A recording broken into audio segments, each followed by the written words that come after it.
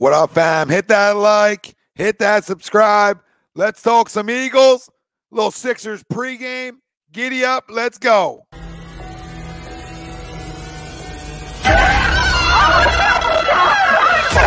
Let's go.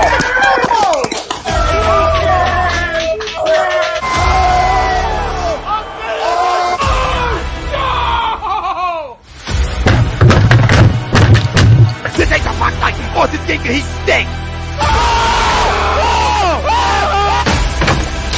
Oh shit! It's gone.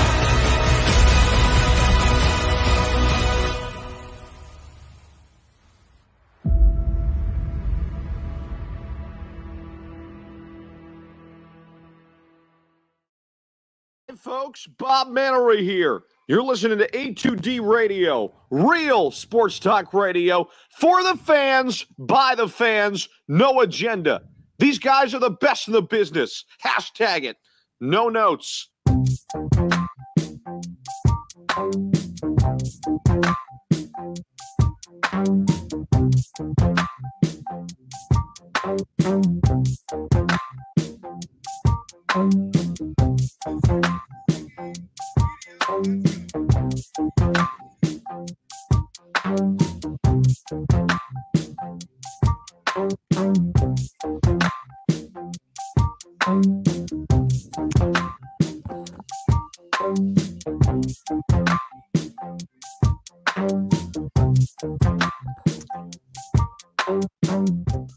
Welcome in, everybody. This is A2D Wednesday nights, only on A2D Radio.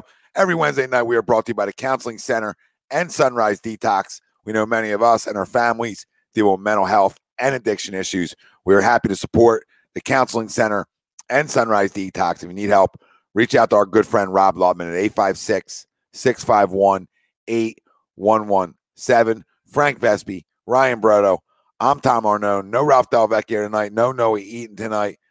Greg Mwakvik will be with us shortly. Nate Moss will be with us shortly. We got a lot to talk about, family. Locks of the week at the end of the show.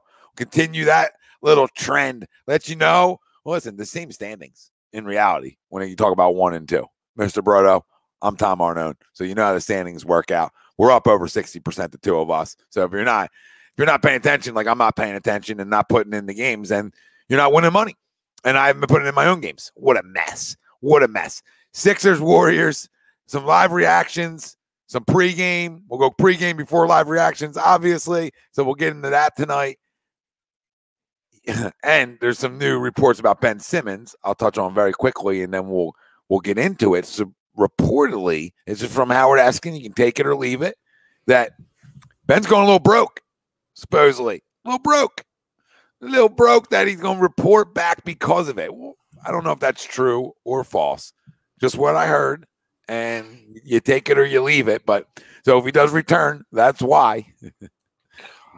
So Sixers plus 11 tonight. I don't think there's any Tobias. There's no Tobias Harris. There's no Correct. I don't think there's Seth Carey.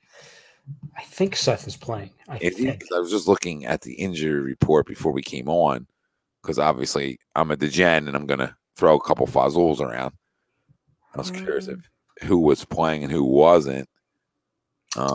This is just now. It just says Joel and Tobias.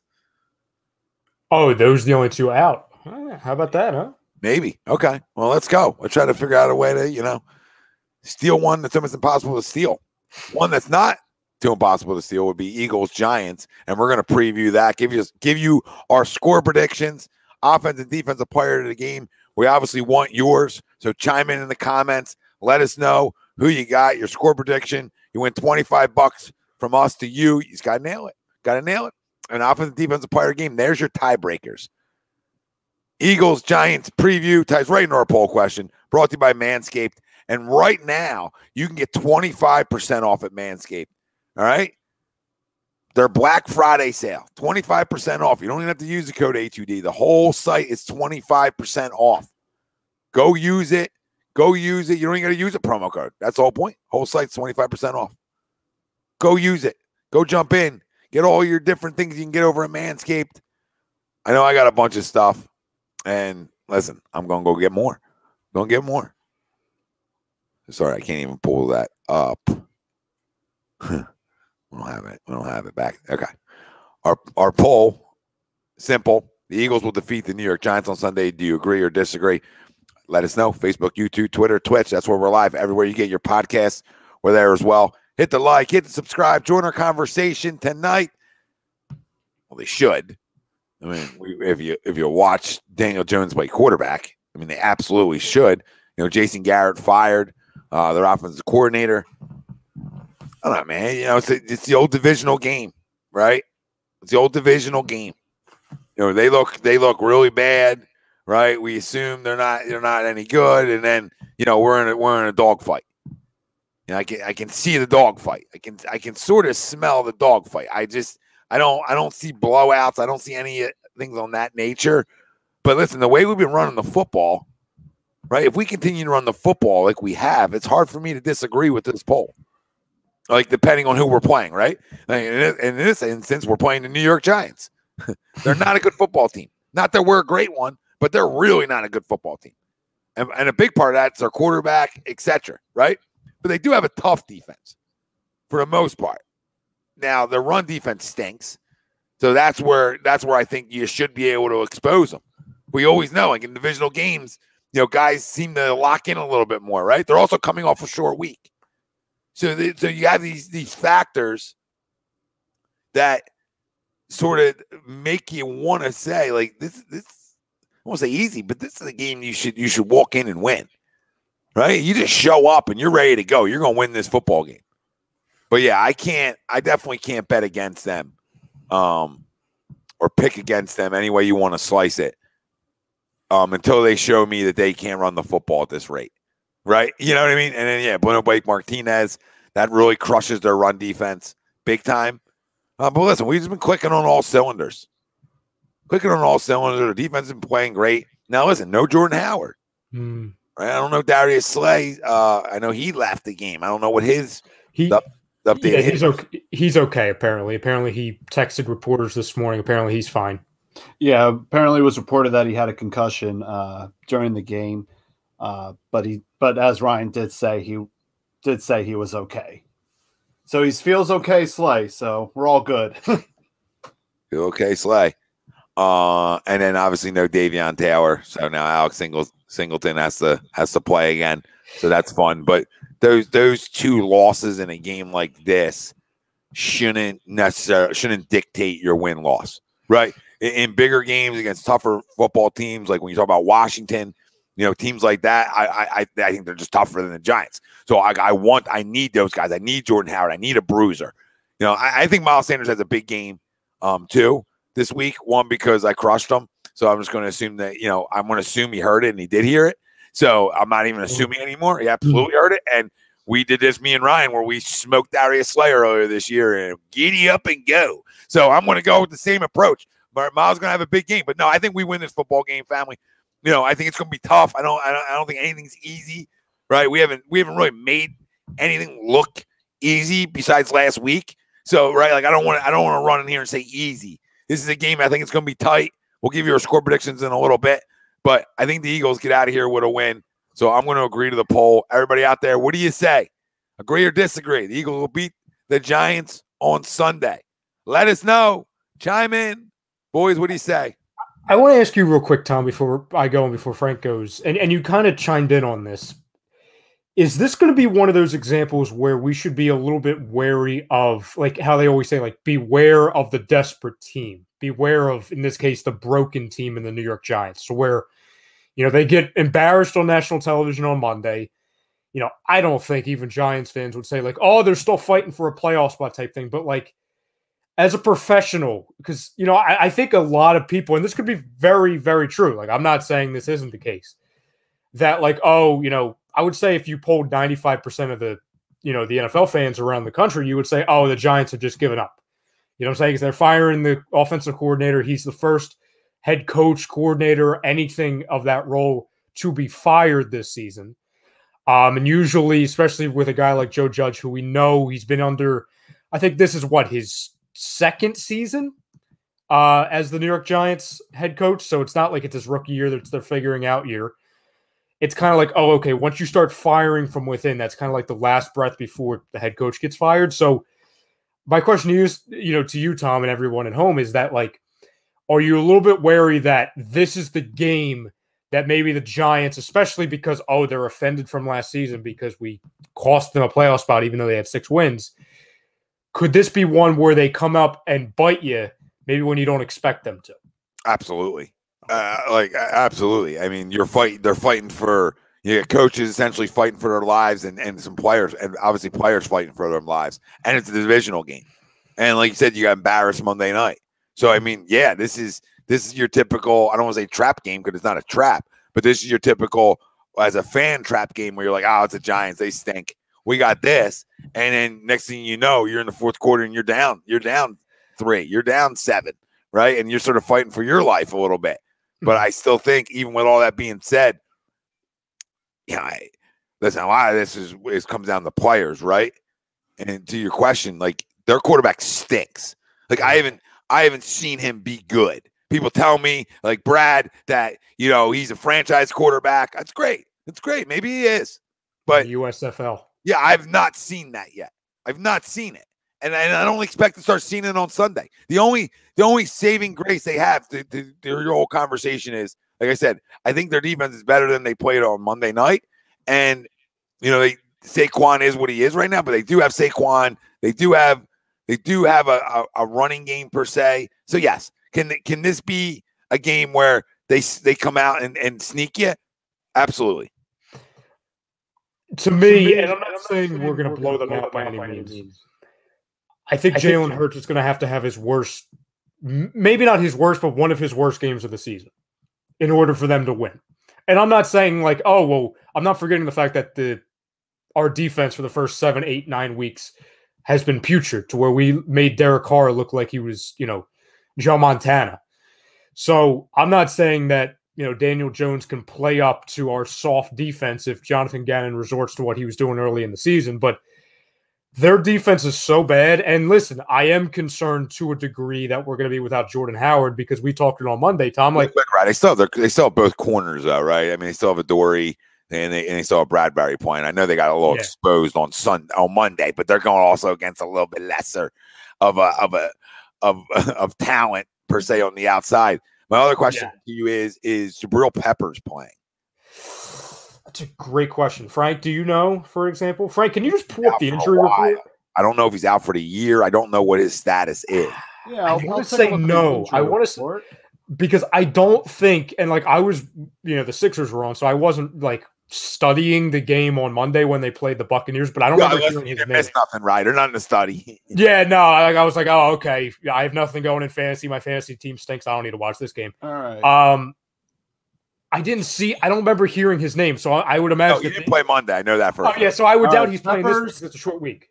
Mr. Peppers is not listed in the injury report right now. The names in the report right now: Nate Ebner, Colin Gillespie, Kyle Rudolph, Sterling Shepard, Caden Smith, Kadarius Toney, Saquon, Lorenzo Carter, Adoree Jackson, and John Ross. They were on the injury report so far. Yeah, but is he on IR? Yeah, I was going to say, he's probably not on the injury report, Frank, because he's on IR. Is he on IR?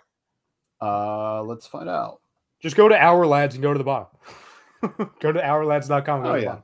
Oh, I love Our Lads. But to me, Tom, I think this is a situation where Jalen Hurts has to be really bad. Like, really bad. And like I said before, like I'm mildly concerned about the running game without you. He's out for the year. Okay, so there you go. He ruptured his ACL. Little Google. Google's better. Just scrolled to find out the news on him. He's a big enough player. Okay, so listen, they're just no Martinez. That's the middle of their defense. I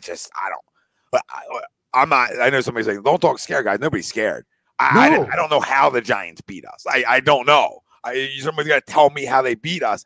You got to be. This is a game where you got to beat yourselves, right? This is a game where you got to be careful and not come out, throw it 40 times, right, Frank? This is a game where you can't get cute. Now, you've won some football games. Your winners are 2 in a row. You got an opportunity right now. We talk about opportunities. We talked about this in 2017. You got an opportunity, right? An opportunity to win 3 straight football games, okay? An opportunity to be a really good football team on the road, right? Which is tough.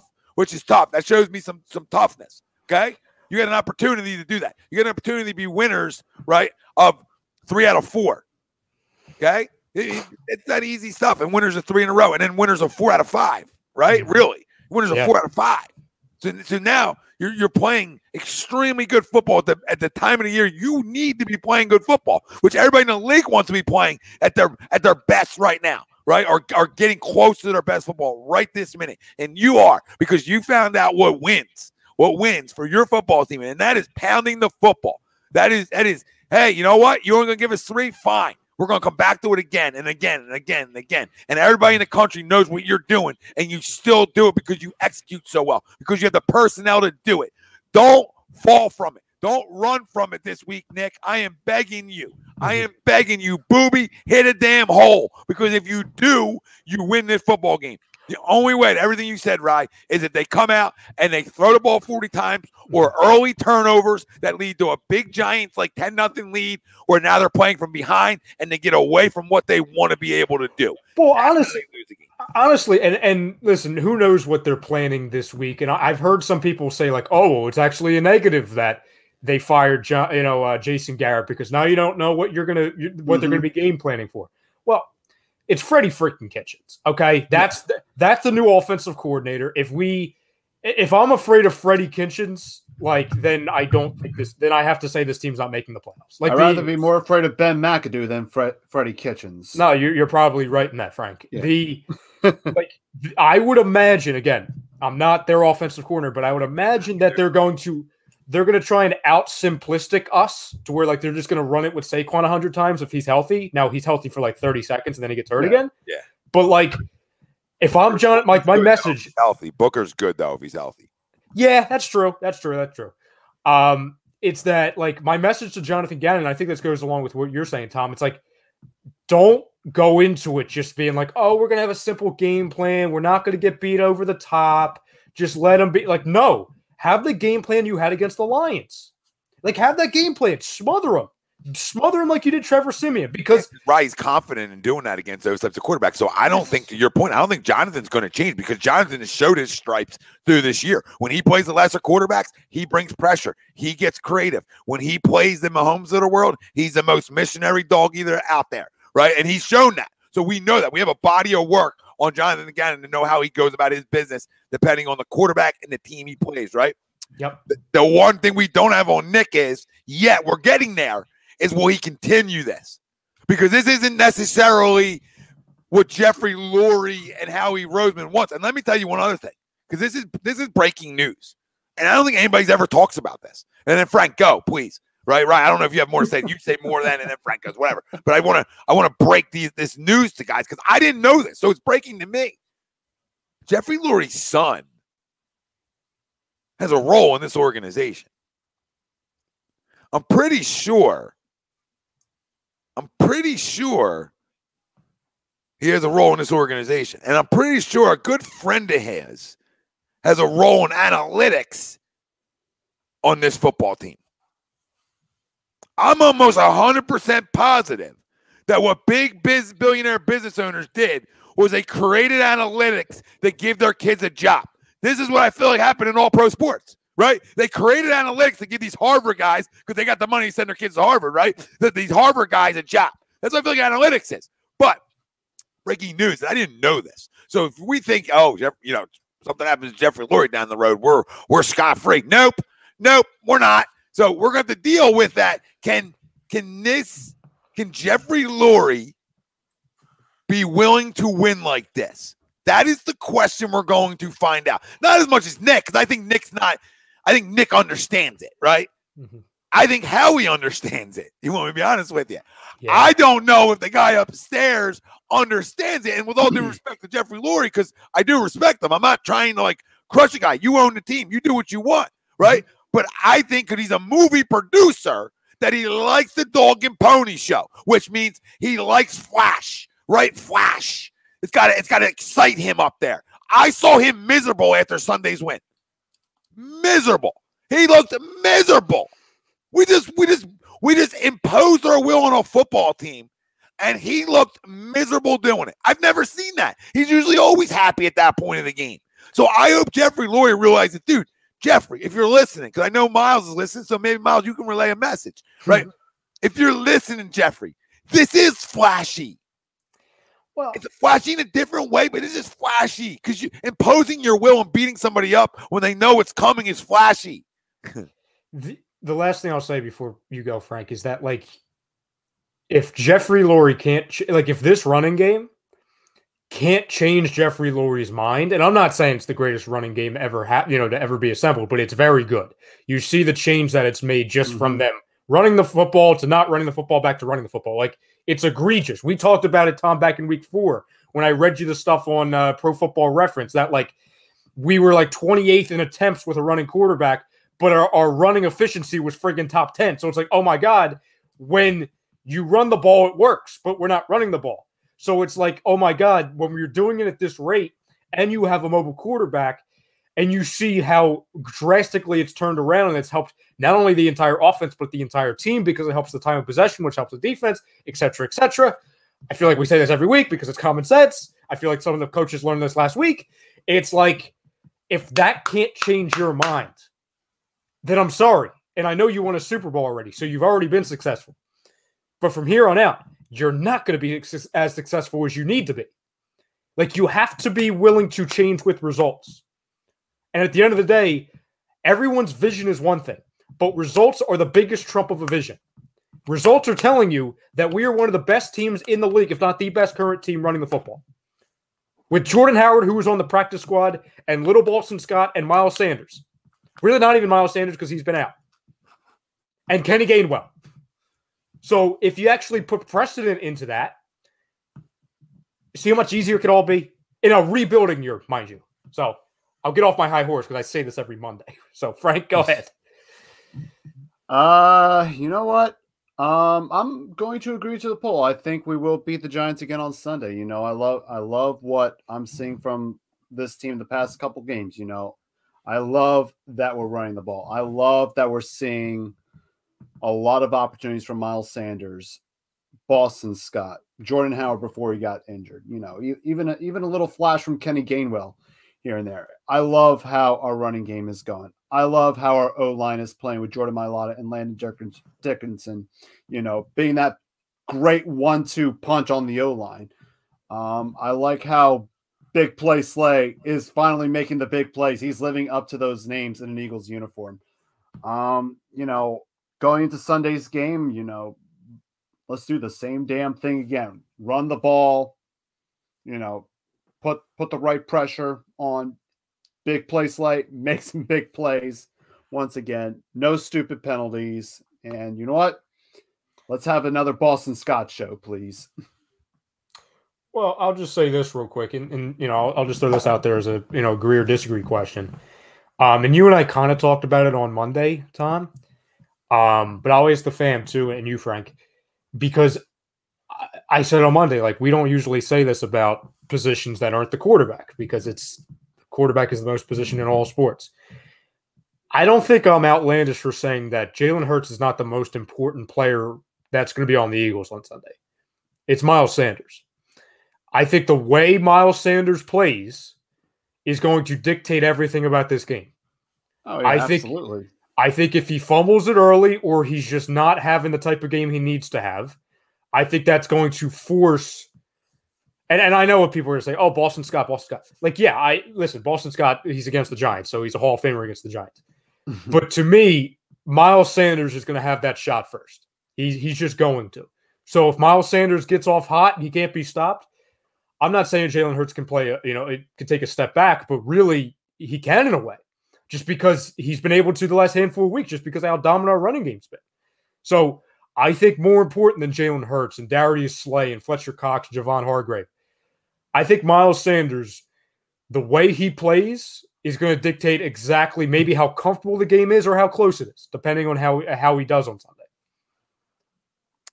Listen, I agree with you because you're missing your power back.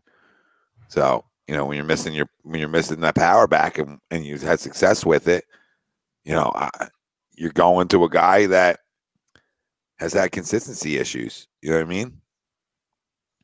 He's had big time consistency issues, and can he put it all together? That's the question. I think not only this would dictate how the game's going to go, it's going to dictate what Miles' impact will be on the team in later seasons.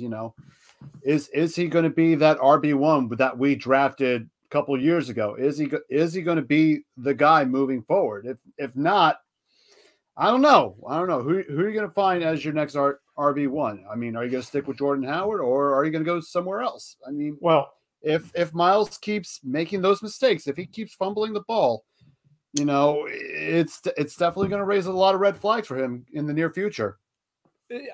Frank, and you've heard me say this for years, so this is not a shot at anybody on the team or anybody in the past. But to me, unless you have a Derrick Henry, Christian McCaffrey, like Alvin Kamara top, and even Alvin Kamara, they don't do it because they brought in Mark Ingram. To me, I don't think unless you have a bona fide top 5 running back, you should have a quote unquote running back 1. I don't know why teams do it. I don't understand it. Maybe it's just me. Maybe it's me getting caught in what we did in 2017. But I think the true way to have success, not only on the field, but also financially, because you don't have to pay an arm and a leg for, a running back who, is going to have a short shelf life just because of the wear and tear. That's why I said before, like Ezekiel Elliott is he's a fantastic player, but signing him to that big contract in all those years, I think is going to come back and bite him, especially when you have a guy like Tony Pollard who's sitting right there, who I'm not going to say is better than Ezekiel Elliott, but he's a running back 1 on 31 other teams. He just is. He's just that good. So I'm not necessarily – I know what you're saying, Frank, but like to me, I don't go into it saying like, oh, who's our running back 1 of the future if I know I have guys that could do different things. And Cameron Holmes, that's exactly what I meant. If you do not have an elite running back, completely agree. Like I'm not saying Miles Sanders can't be elite, but our criticism of him is that he's not consistent enough to be elite.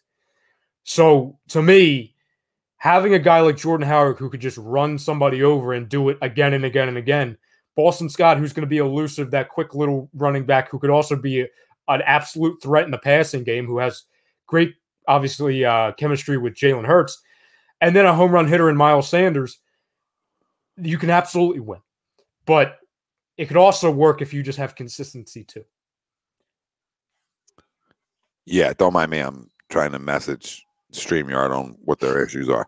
I know if people are jumping in from YouTube and asking what's going on Facebook, StreamYard's been having issues the past couple days, especially over on the Twitter side. So, I mean, thank you for joining us on YouTube. We're trying to get the Facebook situation figured out as soon as. Yeah, glad we're still here. I mean, my goodness gracious. I mean, take anything else away from us? Hey, Louie. Louie's responding. Let me read some of these. Louie, you absolutely have an issue with the block. What happened? I'm telling them the block's on their end. Oh, I thought you were saying to somebody in the chat. I didn't realize you were talking about Louie Streamer. I'm like, who? I'm like, where's Louie? I don't see Louie. Who's Lou? Yeah, Cameron Holmes. Yeah. Arcega-Whiteside had more yards in this past game than Rager had in his last 3 or 4 games, I believe. I think it was 4. Yeah, it sucks. Wrong pick. It is what it is. It is what it is. Like Tom said on Monday, like, we can't keep talking about it. Like, it sucks. He's wrong pick. It sucks. It could have been Jefferson. Could have been Queen. It's not, unfortunately. Fam, what we want from you guys, though, in the short term and continue with this, give us your score predictions, offense and defense player of the game, obviously. Because I think it's kind of a little bit of both that I've seen since Sunday. It's kind of like, and our message at the very beginning, fam, wasn't like, oh, we should be scared of the Giants. No. I think it would actually be crazy if anyone picks the Giants in this game. Not because it's impossible. No, it's the NFL. The Titans lost to the friggin' who did they lose to last week? The Texans. The Bills lost to the Jaguars. The Titans lost to the Jets. And the Lions somehow, some way had a tie against the Pittsburgh Steelers. Yeah, and they still suck. Looky here. What's up, Nate? What's up, fellas? What's going on, man? Wife got me out there looking like fucking the Griswolds. I was like, I'm not getting on the fucking roof. Get the fuck out of there. Shit is for the suburbs. Black people don't get on the fucking roof. Oh, my God. What the hell is wrong with you? This is what we're doing now. Yeah, man. She got lights every fucking where, man. What the fuck? Get on the roof, Nate. Yeah, the fuck? Nate, I want to ask you, and we kind of talked about it at the open. So I think you would agree we would all agree that the Giants are kind of that broken team of the NFL right now. They got embarrassed on national television. They just fired Jason Garrett.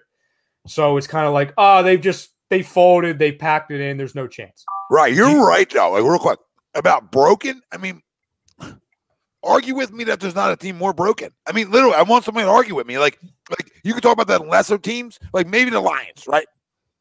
Yeah, the Lions were fucked up as soon as they hired Campbell. So forget the Lions. Take them out of the equation. Yeah. Jacksonville looks to have a better future than the Giants do right now because they have a quarterback. Yep. I mean, go through the list. The Jets, freaking Joe Flacco look better than them. They have a better upside with some of their young skill position players. Mm-hmm. Man, they might be in the worst shape because they have no quarterback.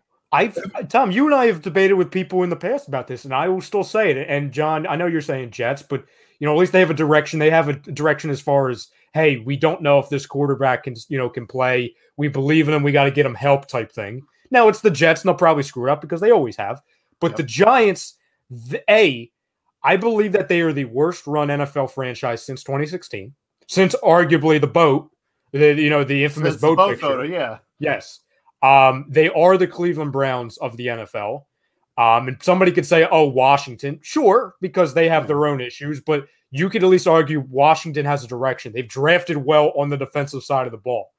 I don't know about that, man. Young hasn't lived up to that bill yet, in my opinion. No, I'm not even saying Young. I'm saying, Deron Payne, you're looking at Sweat. They at least have – I don't want to use this word again, Nate, because you and I went, back and forth on it. But at least they have an identity, right? Like, I'll use the word again. At least they have an identity. They have a calling card. Now, yes, they are better. And Ryan, one more thing. They are better than the Giants. Yes. Yep. Absolutely. Yeah, because they're trying to win right now with Fitzpatrick, who hasn't been there, and Taylor Heineke. Like, they don't think Taylor Heineke's their guy. So, in a couple years, if they draft Carson Strong and he sucks, then they're bad because then you go years and years. You know what I'm saying? You tried it. Yeah. They haven't gone to the quarterback well since Dwayne Haskins, but they've gotten rid of that. So that's in the past.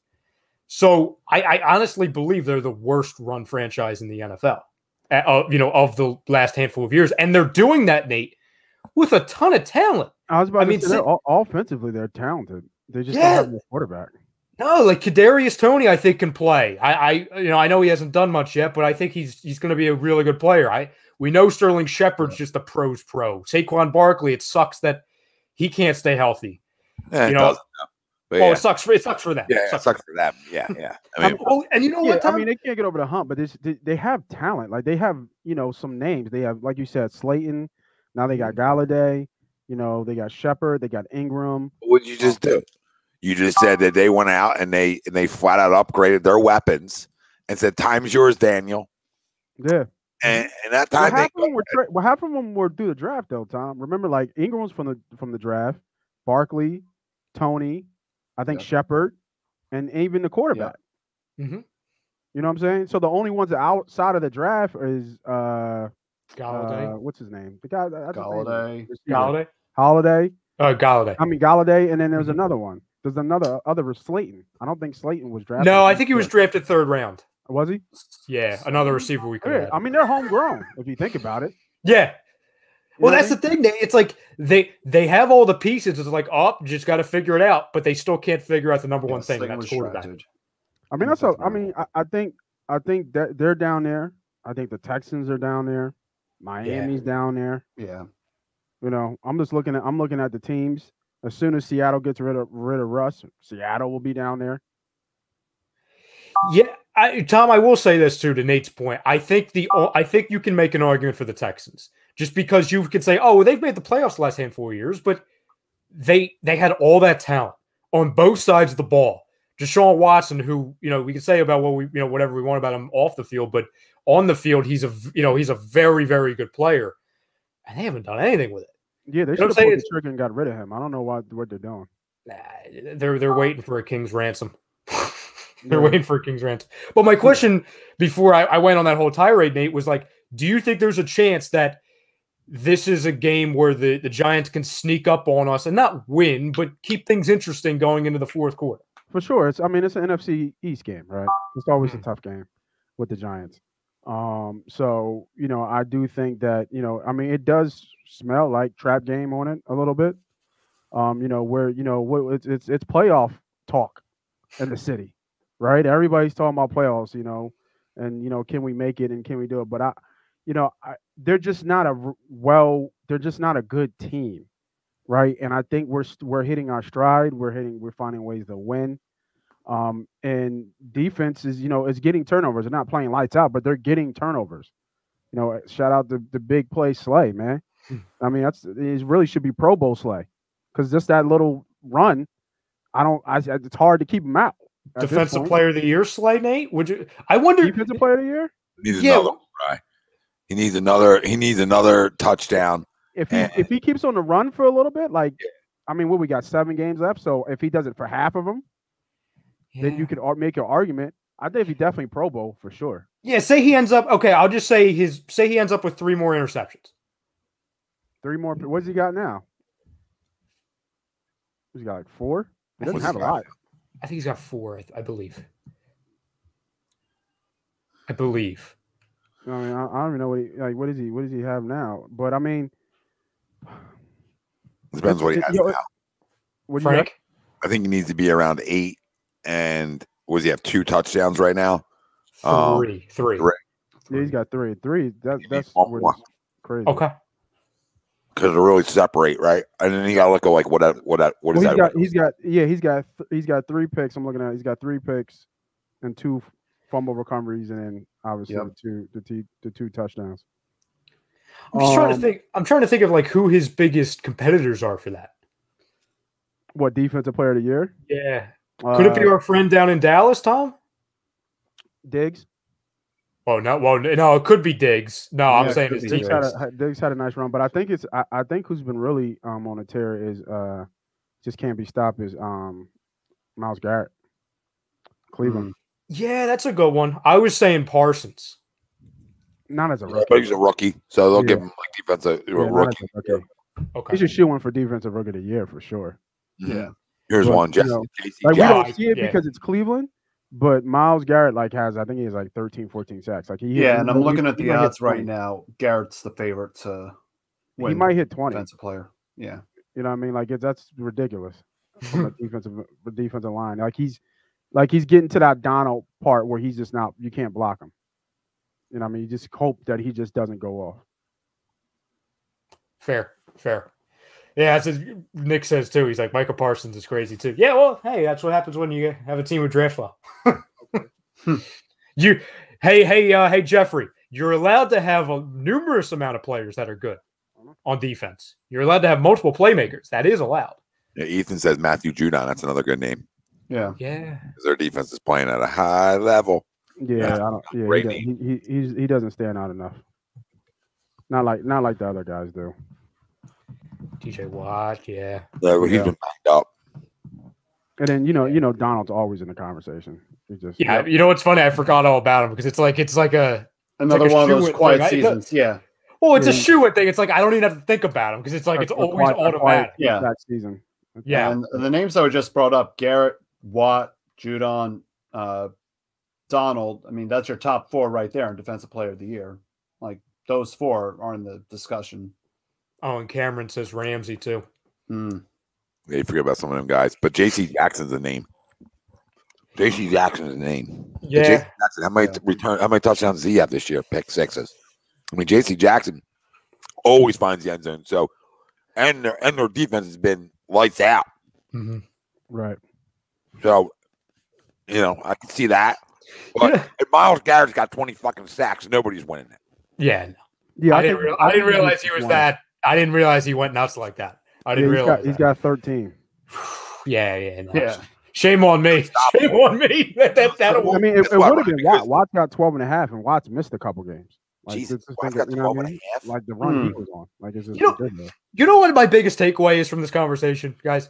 We need to draft some guys on defense. We need to draft some guys, okay? Because this is getting stupid. This is getting a little ridiculous. Like, I want what they're having, please. Like, I'm not asking for Aaron Donald, but can I have like half of TJ Watt, please? Can I have some of Marcus Parsons, please? When was TJ Watt drafted too? I feel like was he a first round pick? I feel like TJ Watt, I believe, was a first rounder. I think 2019. I think it was the year that we sucked. I think it was the draft that we were like awful. Yeah. Well, I guess he was like a later first rounder then. Yeah. I mean, the high profile name that went high and first round, folks was Garrett, because Garrett went one. Yeah. Did he go one? Yeah, no, Tom. Garrett was Tom, one, yeah. Tom, you and I were 20 feet from him when he was drafted. That was in Philly. No Miles. Really? Yeah, Mr. Garrett. Yeah. Yeah. Yeah, I mean that was a great pick by them. They're just not flashy, so I feel like it's like, he doesn't get talked about as much. Well, and everyone's so worried about the quarterback right now too. You know what I'm saying? Like nobody's talking about how good their defense is. Everyone's talking about like, oh my God, we can't score. We can't score. Yeah. Yeah, I think Baker's done in there in Cleveland. Yeah, Tom, like I know he's your guy and everything, but I think you could also agree with this. Like, I think he really hurt himself by playing through these injuries. Joke. What is? Well, I mean, one, put him down if he's not healthy enough, okay? As an organization, because you have the right to do that. The other thing, it shows his toughness, which we all knew. I was about to say he's tougher than I thought he was. He's playing through a lot. I mean, Baker's got it in him, dude. I mean, there's no coincidence. There's no coincidence. People say, Tom, you're an Odell hater. No, I'm not. I'm a diva hater, okay? I'm a diva, destructive guy hater. And I'm not telling you he's destructive, like, in the locker room. I'm not saying that. But when you have guys at the quarterback position, when you play quarterback at any level, all right? So to answer the question to people out there, well, Tom, have you? Yes, I have, okay? And you got a guy that you know special and you know needs the football. What happens is you start not going through your reads, right, at the quarterback. Some guys feel pressed to get these kind of guys the football, that they know want the ball, right? They know their talent, and then you start force feeding stuff.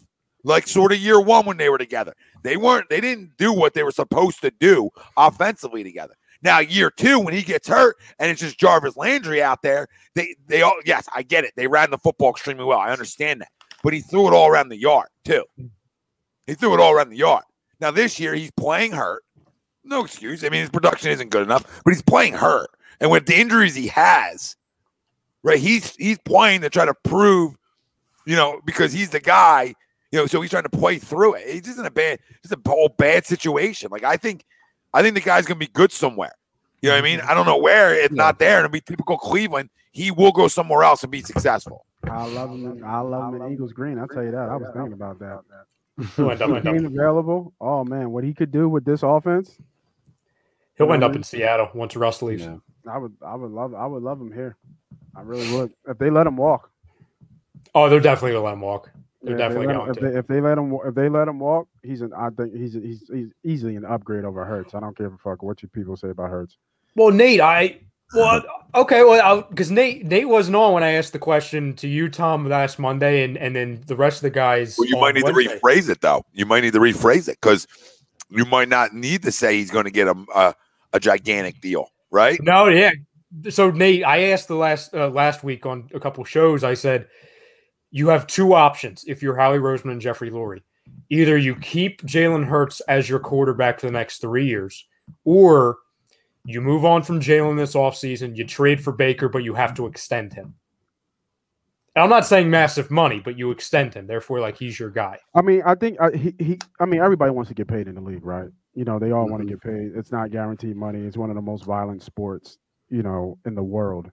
And they don't get paid enough. And then we're seeing all this mental health things from these concussions and stuff like that. And I think even Brian Westbrook, he comes on a lot and he talks about mental health. Now, he took some bad hits, right? Westbrook had some bad concussions that we've seen. But these guys are playing through it all. Like Baker right now, he's a walking wounded. He's got a torn labrum. I think on his throwing arm, I have a torn labrum. And I can't even fucking swim without that shit hurting. He's out there slinging a rock. You know what I mean?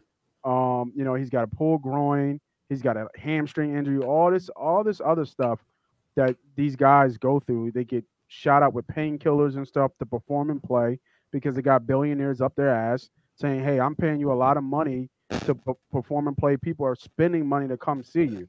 So these boys have a lot of pressure. Like we have the luxury of sitting back on a mic and talk shit, right? You know what I mean? And especially if you even played the game. I played the game at a pretty high level, right? So I've seen and I've been around some guys in the league. They're miserable, bro. Like people are like, oh, they got all this money. Which, they're fucking miserable. People in the NFL who are rich, they love being rich, but they're fucking miserable. Trust me. And so going with that, like it's tough to be in the NFL. I think he would work here. If Jalen Hurts gets this team to the playoffs, he earned himself 2 more years. I mean, it's just really that simple. Unless they can make a move, I think he's shown enough already. Even though I don't think he's shown shit. Everybody's so hyped, but he's thrown for 175 yards and he ran for 3 touchdowns. He had a good game. He ran the fucking ball. He didn't play quarterback, right? He ran the ball. So everybody just fucking relax. But hey, that's another show, another story, maybe. Hey, how about this though? Because I stand right with you on it, right? You know where my stand. Of course. But what I was saying the other day. I don't want to take credit from no time. I don't want to spoil the party because we all feel good. We all like winning. Yeah, right? yeah, absolutely. However we get a win. I get it. Like Sweep said on Sunday, and I agree with this, and I started running with it a little bit too. Is I'm going to stop talking about what he doesn't do well.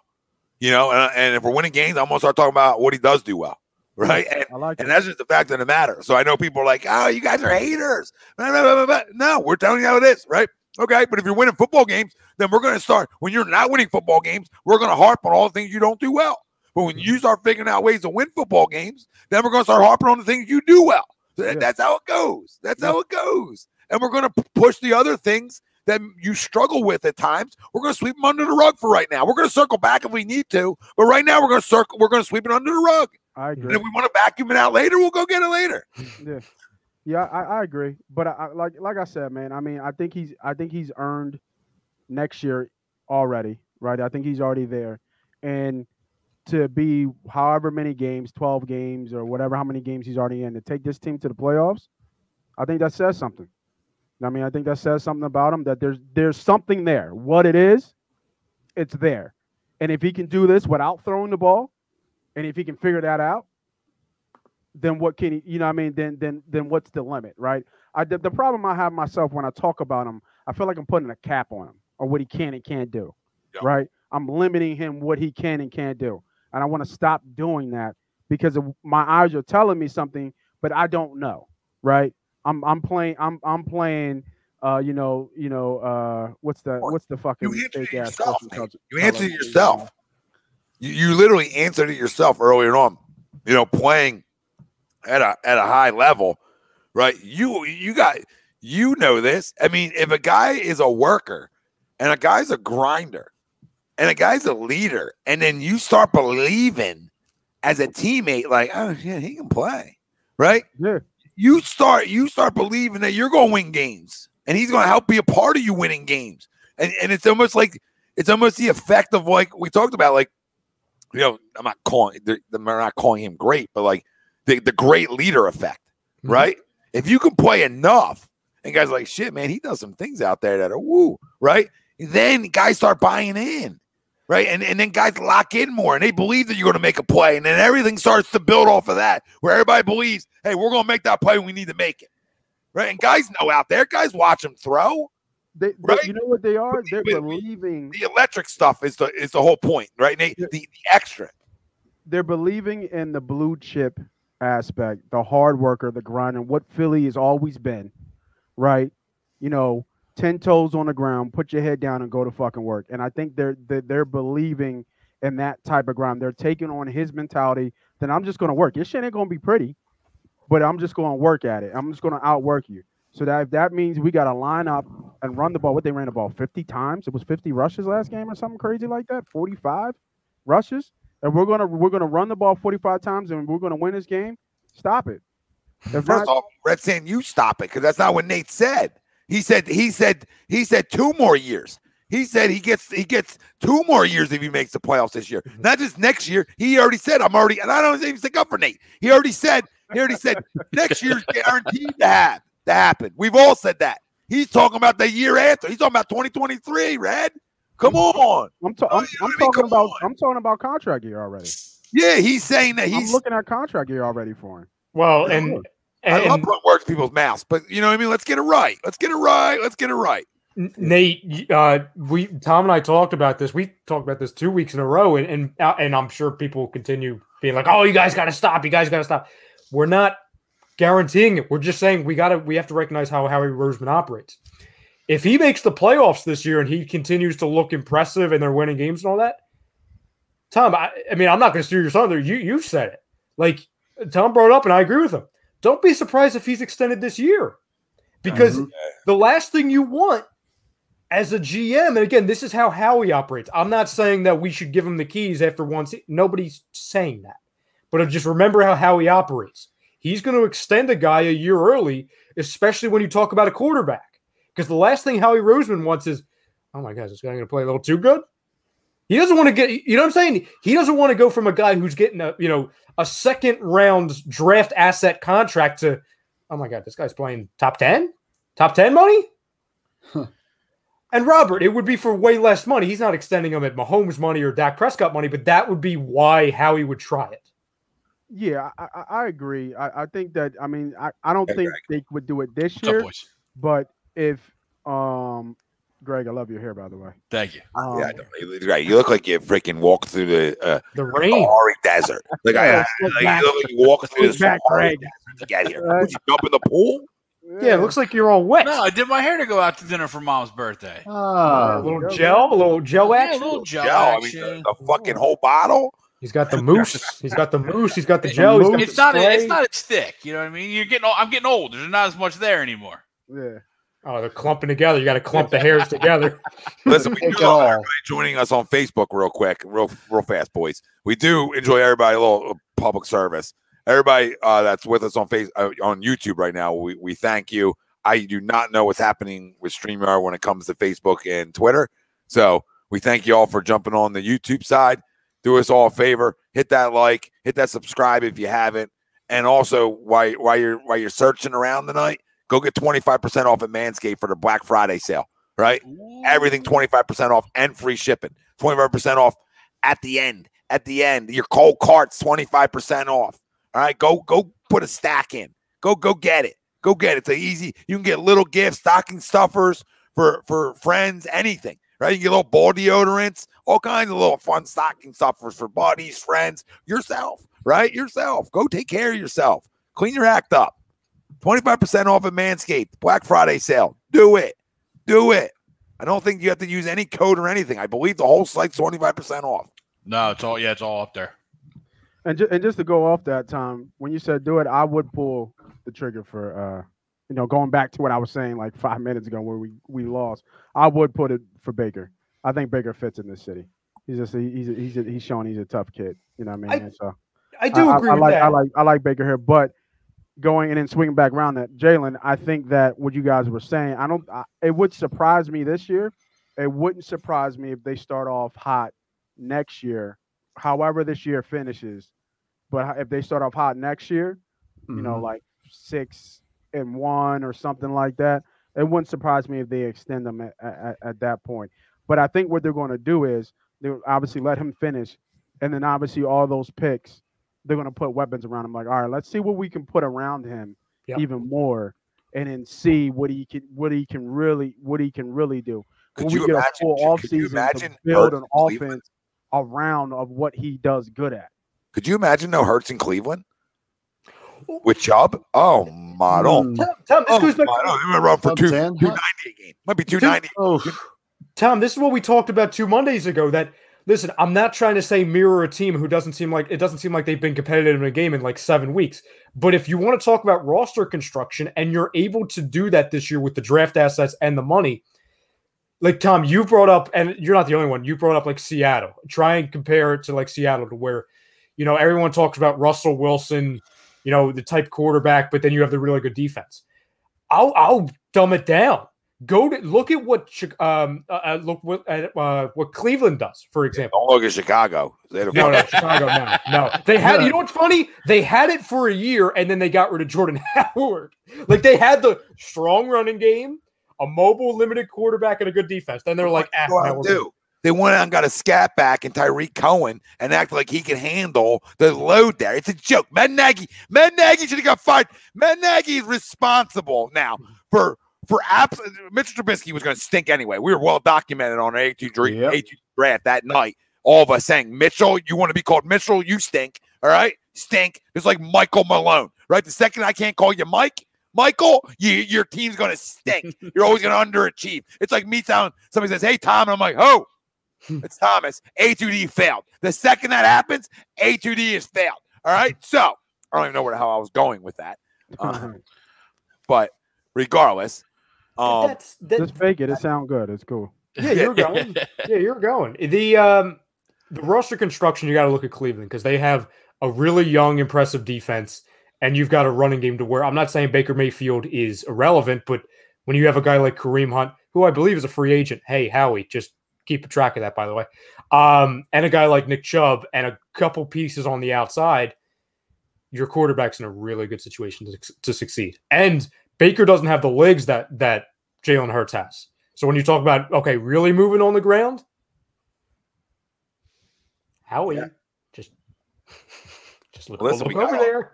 Kristen's right. Become a member. Support the best in the business. $9.99 a month. People on Twitter are going to tell you, why would I pay $9.99 a month? You know what I'm going to tell them? Because you're getting great gambling picks, great gambling advice from Nate right down below us on Money Pop Podcast, right? And you're getting Willie's DFS plays. And then $1,000 weekends, baby. We see you more too. We see we see every comment, right? We see it clear. We read them off, right? Then you're getting the jersey giveaway every week, right? You get on the member wheel. Then you're on the member wheel. You're winning jerseys. It's no fucking brainer. I am giving picks for tomorrow too for the members out there. I wasn't going to leave you hanging on Thanksgiving. So well, Thanksgiving special. Did y'all run through the play? Y'all run through the games today yet or no? Okay, so I mean we'll take a look at some of the stuff I'm looking at now, just for those who are not members, just to give you a little taste. You know, where's that drop? That little Tom, little lick. One second. Give you a little taste of some plays tonight, but for here you go. Little lick. You can't milk a cat, fucker. Great line at the end. Yeah, so we'll give you a little bit of plays tonight, and then tomorrow, make sure I know right before we get fat and eat up all the food, man. Make sure y'all check out for the plays. They're coming. Nate, I meant to ask you. So we might need you to provide a line on the little football game tomorrow morning, right, Tom? Yeah. Oh, the A2D football. Yeah. What? There's a little flag football. Little flag action. Yeah. Little flag action. I like it. Yeah. But you can't. The only issue is we don't know the teams yet, so we can't provide a roster. You know what I'm saying? We don't know who's. We don't know the strength. Meeting up at like the field and getting after it. Getting crazy, Nate. Getting crazy. Yeah, I like it. Why do you think Ralphie's not on tonight? He's prepping for tomorrow. Is he really? That'd be great. Oh boy, quarterback. He's stretching. He's milking he's rubbing the hamstrings with milk. Yeah. Big like that scene from Little Giants. From Little Giants. Yeah, massages. Oh yeah, and he's staring himself in the mirror and flexing. He's hyping himself up. That's what's up, man. Yeah. Oh, get some good footage on tape, man. I love some highlights. See if somebody can hit that Jalen Hurts juke. Yeah, Tom, you gonna pull Hurts? You going mobile? Pull a Hurts juke, man. No, I got so much fucking hate for that because I said he couldn't shake salt, and then I get like all these like the what Tom calls them crumbs out of the fucking one, just roaches just coming out. Oh, Nate, he can't shake. Yo, he shook a 350-pound lineman. Relax. You ever see him in open field, man? Like he can't shake anybody.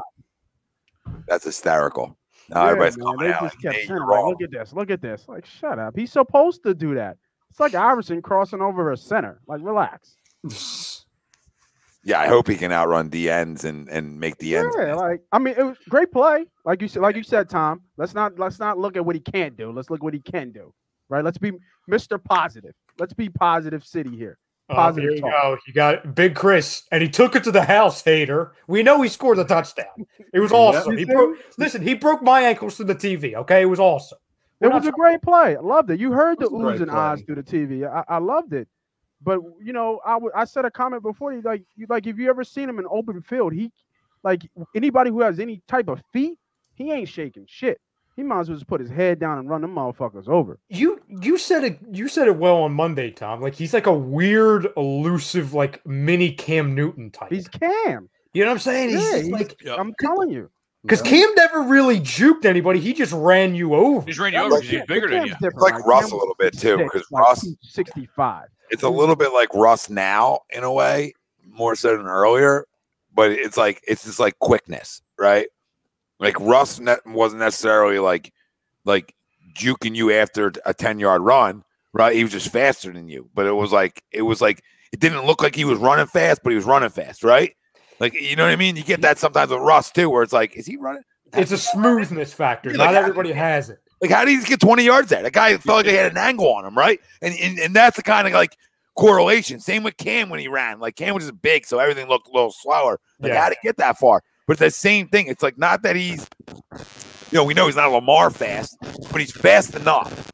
And he's quick enough. And that kind of stuff, listen, we talk about the things he does doing well. That's an asset. That's a skill set. And once he starts learning how to continue to do this stuff in the pocket, right, and extending inside the pocket, this whole thing changes, boys.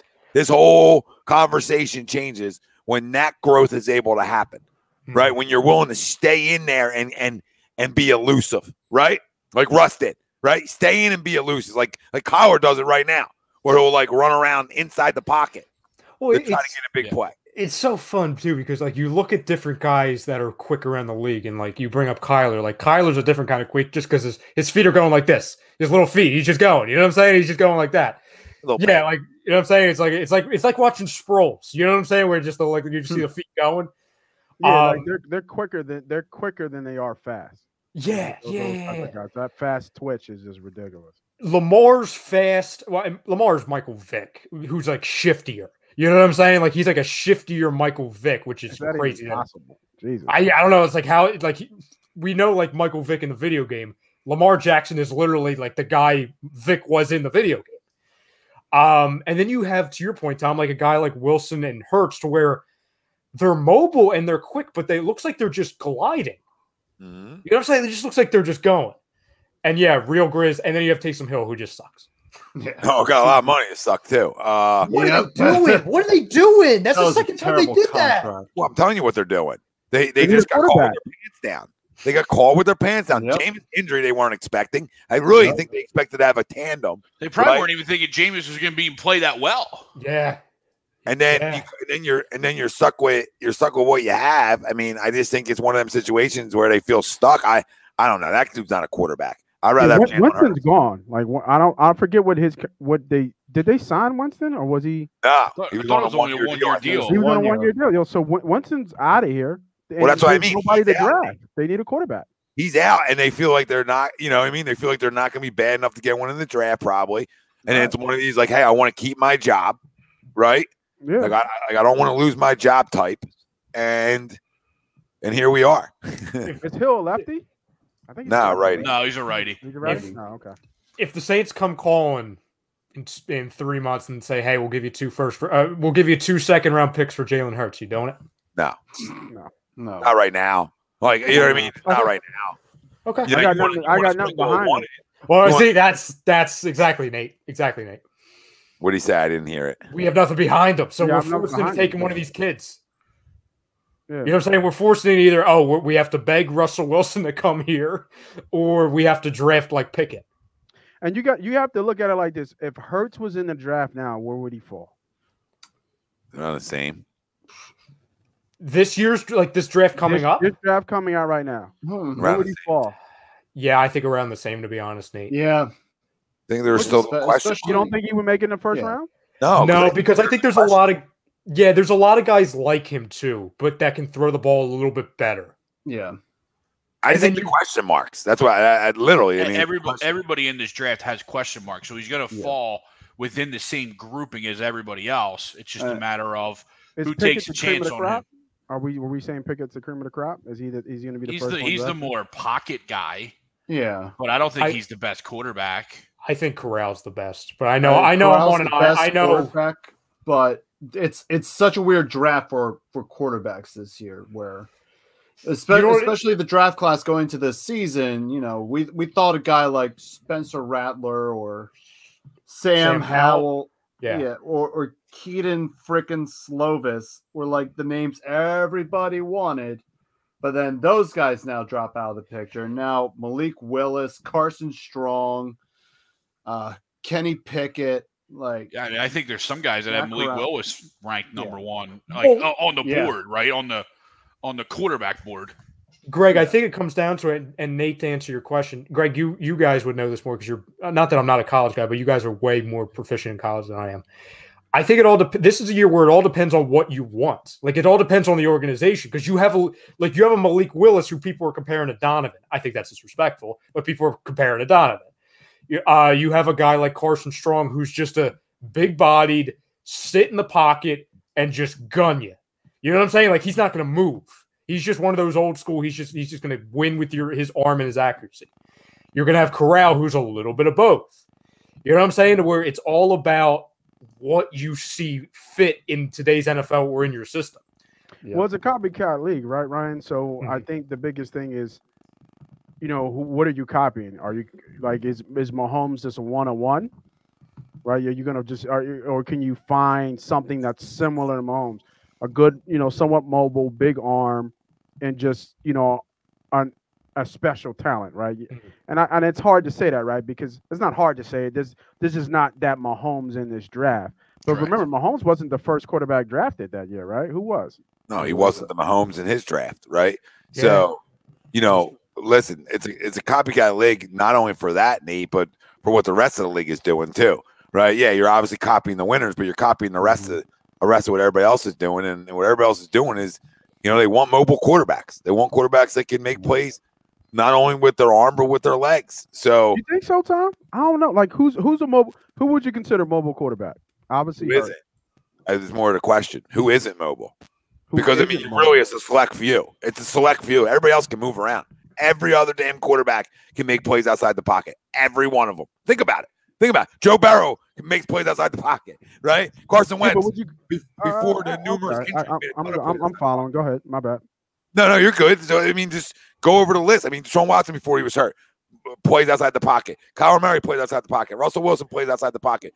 Ben Roethlisberger doesn't anymore, but did, right? So you're talking about Brady and Roethlisberger. Don't hit me with names. Fields outside the pocket. That 10-yard run. You better stop it. Real quick, boy. Real quick, I'll hit you with just give me a quick yes, no, okay? All right. Mac Jones. Who? No. Josh Allen. Yes. Tua sucks. No. But yes. I would say yes. No, I always gotta say sucks after Tua. I always have to. Yeah, he sucks, but he was drafted to be able to run around. He can't. Yeah. He can't. No, he's mobile. They don't run power with him, but he's mobile. Zach Wilson. Yeah, supposedly, yes. Yeah, he can. He can, yeah. Mahomes, yes. Yes. Herbert, we saw on Sunday night. Absolutely can, yeah. Mm-hmm. That guy's a freak because he's so good arm-wise, and then it's like, oh my God, he can run. Derek Carr. Enough. Carr can move. He used to be able to. It's a pre-injury Carr, he could. He absolutely could. Bridgewater and Locke. Bridgewater, yes. That's what he does. Yeah. Supposedly does. Yeah. Lamar. See, but these guys are always moving to throw, right? It's not like the power. It's not like the dedicated runs. Nobody has that. The only two teams are doing it like that. Us and the Ravens. Nobody else is doing it like that. And now Carolina with Cam. Right. Yeah, that's irrelevant because that's a fifth quarterback. that one doesn't even count. Tom will tell you, I love me some Cam. I don't think anybody's going to copy off of what Baltimore and us are doing per se, right? Like they're not going to copy off of Lamar because that's just a different type of breed of talent. Everybody else is looking. I'm telling you what the league's looking for. They all look for a guy who can not only stay in the pocket and make throws, but that can extend. The league is looking for extensions because the Tom Brady's and the Mac Joneses of the world just aren't what today's young quarterback is being built to do. I mean, you're now putting your most, at younger ages, you're putting your most athletic player, if he can throw it enough, right? You're putting him at quarterback so he can run around and make plays. Think about that. I think, and maybe this is a poor comparison. Back in the day, Nate, back in the day, it was the guy who could just spin it and not move, right? Back in the day, it was like, this guy's got a cannon for an arm. Nothing else mattered. Nothing else mattered. Like, if the guy ran a 10-8-40, it didn't matter if he could spin it. Now the whole game is shifted because of Russell. Now, mainly because of Russell and Donovan. I'm telling you, everybody started. Tom is shifted, but it still doesn't win in the end. That's the thing that I always argue with people. It doesn't win in the end because one guy's been winning. No, that you can't even use that argument. It hasn't won because one guy's been winning. That's why, because nobody's been able to beat the GOAT. 20 years of it. It is what it is. It ain't his fault. He's the Michael Jordan of the era. I'm right with you, baby. We're right there. Tom, you know who beat him though? We did. Another pocket guy. Mm-hmm. Another two pocket guys. Actually, two pocket guys. Two pocket guys beat him. So to your point, and I agree with you. Like it's shown it hasn't won, but like if I look at the Eagles back in the day, like before it, right? You're almost like pre-mobile quarterback. Shit, we had one going to NFC title games all the time. Well, I think you're starting to see a trend, right? And to Nate's point, you're going to have those freaks who can just do both, or are going to just be physical specimens and all that stuff. But I think you're starting to see a trend, not exactly like basketball, but people don't listen, right? I said shift. You're giving me two names. It was a whole league that? Absolutely not, Big Chris. You're talking about, okay, of course there's freaking unicorns throughout the whole generation. You're talking about goats. Like Steve Young is a goat, dog. Like, what are we talking about here? Ran Tarkenton. Yeah, of course there's guys who can run. I'm saying it's shifted now. Everybody wants that. Yeah. You're going to have a situation where, like, I think you're starting to see, and this is a mistake a lot of times with NFL organizations. I think they tried it with Trubisky. I know for a fact they tried it with Trubisky because it's come out. You see in basketball at times, right? Like we saw it with, I hate saying his name in the city, but Zaire Smith. To where sometimes you have organizations who reach on guys because they have extreme and insane athletic ability, and it's like, oh, we're going to get them in our system and we're going to teach them the ins and outs. We're going to teach them how to throw the football while relying on their athleticism per se, and that works at times. But like in the Trubiskys of the world, and there's a million others, that comes back and bites you. When the fuck did I say nobody could ever run? Back in the day, did I say no quarterback could ever run? Didn't we just talk about Michael Vick? Didn't we just talk about? I got caught up. Chris, I love you. Now you're hammering me on I of course there's guys who can run. Randall, Tarkenton. What did they win? But to Nate's point, what did they win? We're talking Super Bowls here, ladies and gentlemen. We're talking rings. Yeah. And you play to win the game. Oh, where's Noah? I know. Right? You play to win the game. You know what I mean? So and especially they can have back all then, regular season success all they want. But at the end of the day, we've seen it with Lamar. I got into an argument about people comparing to Lamar. Lamar is 1-3 in the playoffs, and Lamar is literally 1-10 down double digits. I'm gonna stop y'all because you all are wrong right now. Because everybody's wrong. Because we watched the guy win it. What are we talking about here? We watched a couple guys win it with this skill set. We watched Russ win it. We watched Mahomes. I can't give you Russ. You can't give me guys who run around and make plays. We're talking about guys who. I can't give you Russ. I can't give you. The only reason why I can't give you Russ because he had a prime Marshawn Lynch, so that actually obviously helps. And then literally, I got somebody said this too. He had the best defense ever, not just like in history. Okay, Mahomes won it. He's that skill set.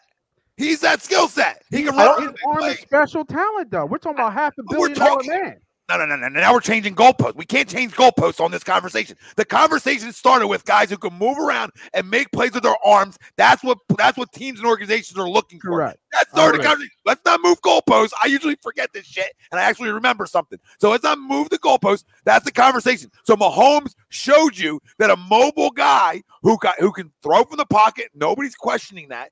To your point, a guy like Lamar who can't throw it enough from the pocket won't win. That's a different conversation. Like the organizations aren't looking for Lamar. They're looking for Mahomes. They're looking for a guy who can sling it in the pocket. They're actually looking for a Carson/Mahomes type of skill set pre-injury. A guy who can make plays, make guys miss in the pocket, extend the play, boom, you got a 70-yard touchdown. That's what everybody's looking for. Yeah, now. I agree with you. That's the most like the Josh Allens, the Carson Wentz's, the Russells. No, I agree. That's the new mode. What I'm saying is when people say that Patrick Mahomes is a mobile quarterback, I'm like, he threw for fucking 5,000 yards, right? Well, you know what it is? Yeah, but how many mobile? Like I got a buy. I need like next gen stats. What you got for me? What you got for me? Next gen stats. How much of those yardage is outside the pocket? I need to know that. I don't know it. I would love to know it because you got me. I would assume half of it has to be outside the pocket. Listen, he's tremendous inside the pocket. But don't question that. I'm not questioning that. To clarify. Sorry, go ahead, Greg. No, I was just saying, regardless of that stat, though. Greg, agree with me because I know you are. Go ahead. No, I was going to say, regardless of that stat, though, and that very well could be a very telling stat. We're talking about Patty, who's like a 101, though, right? Kind of like a Brady 101, right? We're talking about a special cat. No, there's only so many of those guys out there. So even when we're sitting there saying like these guys win. They've been very special guys. Even the guys back in the day, like McNair never won anything. You know, Randall never won anything. Those guys were special at that in their time, but they never won anything. But when the whole league's going to be, guys are going to win. No, you're absolutely right. And that's to our whole conversation to tie it all back together. It's what we're looking for now. But traditionally, it hasn't won at a regular clip. Well, and Steven, nobody's saying that he can't do it. We're saying he hasn't been able to do it. We're not trying to put a playoff game and have a conversation with me. Like really, like I think Lamar. I'm a Lamar fan. I think Lamar's ridiculously good. I love Lamar. He's going to get there because I'm seeing this year when you watch Lamar play, his eyes are always downfield. And the one thing about his progression, he's climbing in the pocket, right? He's climbing in the pocket. So I'm not sleeping. Once Lamar puts that together, and they get maybe another weapon because they got some weapons. Hollywood Brown, Bateman, and Andrews, they got some weapons. As soon as they get it together, Lamar's going to be scary. Believe that for sure. And I think that's part of their struggles this year, Nate, is he's trying to grow in the pocket to the point where he's stopping being what he is, right? Yeah. He's holding the ball way too long. It's a McNabb thing. It's a McNabb thing because all you hear is, man, he's going to get hurt. He's going to get hurt running around. And then you almost change up your style. But I agree. Like, if he can, all he's got to be able to do is throw it enough, right? But you got to win a playoff game before you can tell me and have conversations with me that it can win. Like Mike Vick was run first guy. Didn't win nothing. Well, I think the biggest difference is, and it comes down to this. We're not like Russ and Mahomes aren't in the conversation where there's a big difference between need to run and can run. I would go a step further, right? There's how I want to phrase this. There's like, how about just run? Like, isn't run first oriented? That's more of the conversation, right? Like when they drop back, their first instinct isn't to take off for 20 yards. Yeah, right? It's not first progression run. It's progression. Oh, everything's going crazy. Now run. Now I'm out. Same with Kyler. Kyler isn't run first. Kyler is go through, run around in the pocket a bunch, and if he's got to run, he'll run, but he's still looking to throw the football. And Lamar is trying to do that. Mm-hmm. To your guys' point, he's trying to stay in the pocket. You know, he's obviously watching Mahomes, and he's trying to make plays. And what Nate's saying, he's gotten at his triggers, Uncle Sweeps, but he's gotten better at it. And I'll give him credit because most guys with his skill set aren't going to get better at it or attempt to get better at it. They're going to say, fuck you, I'm running a 4-1 flat, I'm going to do what got me here, right? So I love kids that are willing to adjust and adapt and try to grow their game, right? Yeah, that's why I like him, man. He's shown that. He's shown that he's willing. He's learned. He's studied the game and he's learning. He's learning how to play the quarterback position. You got to love it. It's crazy because I didn't think I was going to like him, right? Like I was like, oh, man, he's just too runny, right, for me. Like he's just too runny. And then the more I watch him and the way they're built and their toughness, like I feel like they're going to get, maybe not this year because they're so fucking banged up, but like maybe next year, but they're going to get over that playoff winning hump. For sure. But can they win a Super Bowl with it? I don't know. You got to throw it. You got to throw consistently enough in the pocket when the playoffs hit to do it, or you got to be in dogfight games where you can dictate, like the Eagles right now. Hey, we're running it all day, right? Because it's nothing, right? You can't get down. Like I feel like a lot of their games in the playoffs, they got down early. No, it's Frank. Frank, your mic's all staticky. Jesus, Frank, what are you doing? Merry Christmas. It is Thanksgiving. It is Thanksgiving I Eve. just had the Sixers game on, but You're fine. Enjoy yourself. If you watch it, give us a score update. right now it's 4-2 in favor of the Sixers, and Frank is then we way have- behind it. It's 5-4. No, it's 5-4. It's 5-4 Golden State. Yeah. No, he's on streaming. Guy's streaming. What was that line? That line 6 had to for be 11. 10, right? I took the 11. Sixers plus 11. I Plus took 11? the Haters. I was close. Last thing real quick before we go to predictions and everything.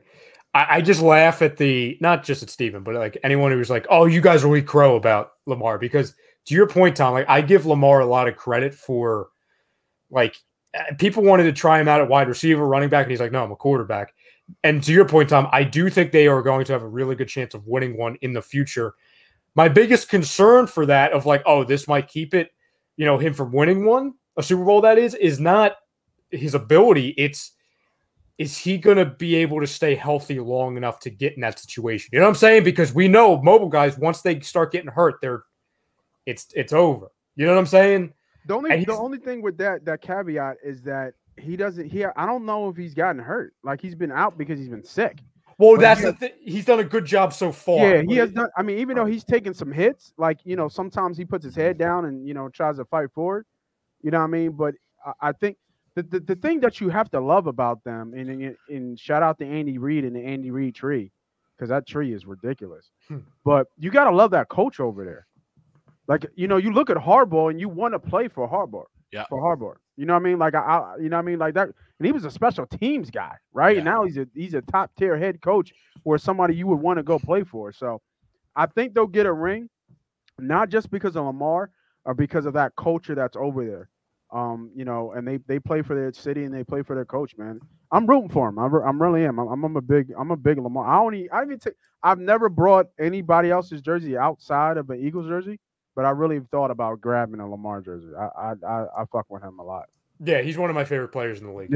Yeah. I think, and then and just beyond that, just from beyond the game, just the culture, right? Not only is he just so respectful in the way he talks and the way he presents himself, but he looks like the backyard kid that that might not have a chance, that doesn't look like everybody else. You know what I'm saying? Mm-hmm. Yeah. He's got the dreads.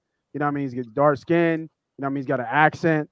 You know what I mean? So I everything about Lamar I fuck with. He's one of my favorite players. Mm-hmm. And I'm a grown man saying that. Real quick before you get into predictions, can the Sixers steal one tonight on the road? We'll be on for a good amount of this. You're out of your mind. Is Chef Curry playing today? Yes, the Warriors. No, Tom. They can't. I was asking if they can. I didn't tell you there would, but I am going to tell you I think they do. I think they steal this game tonight. Yeah, Mr. Happy over there. No. I'm not happy. They just stole a game the other night. They stole a game in Denver that they had no right winning. They're finding ways to steal some games. That's the game on the road trip. That was their steal game to me. Yeah, Greg, I think Seth is going to shoot it well tonight. I think against his brother, he's going to shoot it well tonight, and he's going to very well might. But we need keep us more. floating.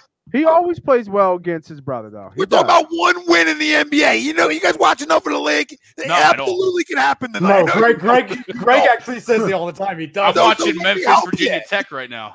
I'm not telling you they're going to. I'm saying that they got a good chance to steal one. They can. They can. I like the optimism. I understand what you're saying, but I'm just telling you, hell no. Probably not. But if Seth doesn't shoot it great, they can. It's all about him. When have you ever really seen him off? Have you ever seen him miss 2 free throws? Yeah, I have seen him off though. But 90% of the time he's locked and loaded. But there is that 10%. 90? I would say like 95. Get the fuck up, Nate. I'm trying to make an agenda here. Make us feel like we can win a game. I'll just tell you what, Tom. If they're competitive into the fourth quarter, my kitchen tonight is going to get real messy. There's going to be a lot of stuff flying, maybe some flour up on the ceiling. There's going to be a lot of stuff. Nick Flower. Oh, 14-9. 14-9. 10-9-8. No, not Sirianni flour, like the white stuff. the white flour. Shock the world. Looney missing that. Yep. Board. We out. Let's go. Oh, Niang with the board. We out. On every one. Hit that, Seth. Get a little commentary. Look at the rebound. Oh, rebound. Ray Allen. Oh, damn. No fucking way. They got no shot. Greg, you want to lead us off for predictions? Supposed to say Wow. short, Greg. Let's go. Or not? Frank? All Yeah, right. I wasn't ready for that. Hold on. Okay. All right. I got my Frank? prediction ready. What the I'm going fuck to is- go. Hold, Frank, I'm sorry.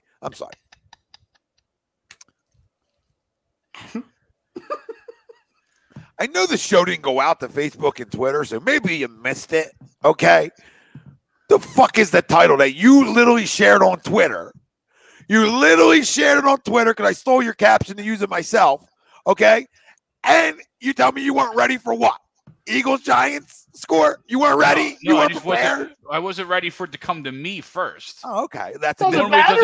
Normally you it doesn't don't come need to me first. Oh my god. We tried to throw to Joe a little love, right? See if it sticks, and it didn't stick. It does, See what happens. See, Tom, see what happens. We give it to Fur it's too Concord humid Mott's. down here. It doesn't do well in the humidity. Oh, you stop with the humidity. I don't think I've seen the sun in the last 7 days out here. Okay, it's like the ice age up here. Yeah, don't talk to us about fucking humidity, asshole. Yeah, I'll deal with the humidity. I would love I see a another good picture. sweat. I would Then love I a see good another sweat. picture on your Instagram of a pool and a hot tub. Yeah, with the Christmas lights. I saw that. I almost freaking blocked We all it. see you. Yeah. Oh no, we see you. What I miss? And then what about the I gotta golf? catch you. The I gotta early catch golf. I saw game, the too. Mellow Yo in that cart at like 6:30 in the morning. Yep. Such an issue. What about the golf, Greg? You know what I almost messaged you? Green grass. Haven't seen that in a minute. Next to the Fireball or Miller. Oh, he's ready now. He's ready, Frank. Yeah. Sorry, Frank. Look at this asshole. Now Well, Frank didn't go. I mean, Frank didn't go. He I mean, was, Frank's no, he just. was gonna go. He was All right, gonna Frank, go ahead. Yeah, go. All right. This I'm is going to go 34-13 Eagles. wow. My offensive player of the game, Everyone. Boston Scott. There you go. Giant killer. Boston Scott, Just dropped him. the I world like it. famous giant killer, Boston Scott, defensive player of the game. Are we ever, Big Jeez. Chris? Are we ever? Oh, yeah. I mean, Yeah. we're on Twitter. Depends who you're asking. Are we ever? It's not revisit this. I mean, that fucks with my mental health over there. I mean, literally fucks with my mental health Twitter. Hey, at least you didn't pull a Ben Simmons. You showed up for work today. Yeah, I deleted some tweets too because I got to get away. I don't blame you. I do not. Yeah, we're blocking people tweet. I'm gonna stop. That had like 42 retweets. That got more retweets than the fucking shows we do. I mean, what's happening here? Hold on, what got Like, people retweeted? can't count, Nate. People can't count. Like, you guys have no followers. So I screenshot Facebook, Instagram, just two of them to say, look, that's pretty much 100K. Pretty much 100K. Right, fact. Okay. Yeah. So the one guy then retweets just to Instagram saying that, oh, look at this guy. They're not even close to 100K. 100K followers combined on our platform. We have more than 100,000 followers on all our platforms combined. That's the conversation. These guys have such agenda. You can't talk to these guys. This is what I've learned this on Twitter. You can talk to people on every other platform there is. Listen, Twitter makes Facebook look like you're in heaven. Like Twitter's you're in a heaven. wasteland. You know how hard that can Twitter's be a sometimes. wasteland. Right? It makes Instagram look glorious. It makes everything look glorious. It is the worst place in the world. Chris, yes, we are on Twitter. A2D Radio is where you can find us. But in terms of live streaming, I have no idea what's going on with StreamYard. We're not live on Facebook. We're not live on Twitter.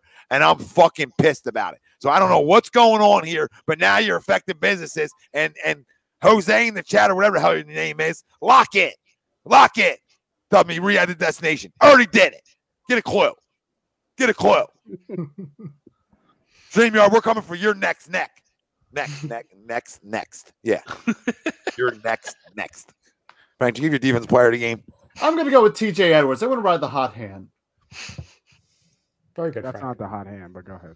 Oh, you know what's hot? No, his hand is hot because of the contract you just got. Andrew, that's never random, my brother. He said random, but fuck the Cowboys. Never random here. Nobody else is ready? I know I'm not. I'm ready, but go ahead, I'm Tom. ready. I know who your player of the game's going to be, and I don't want to take it from you. Take it from him. Give it a Take shit. it. Who, the pussy? Puss? Yeah. Puss.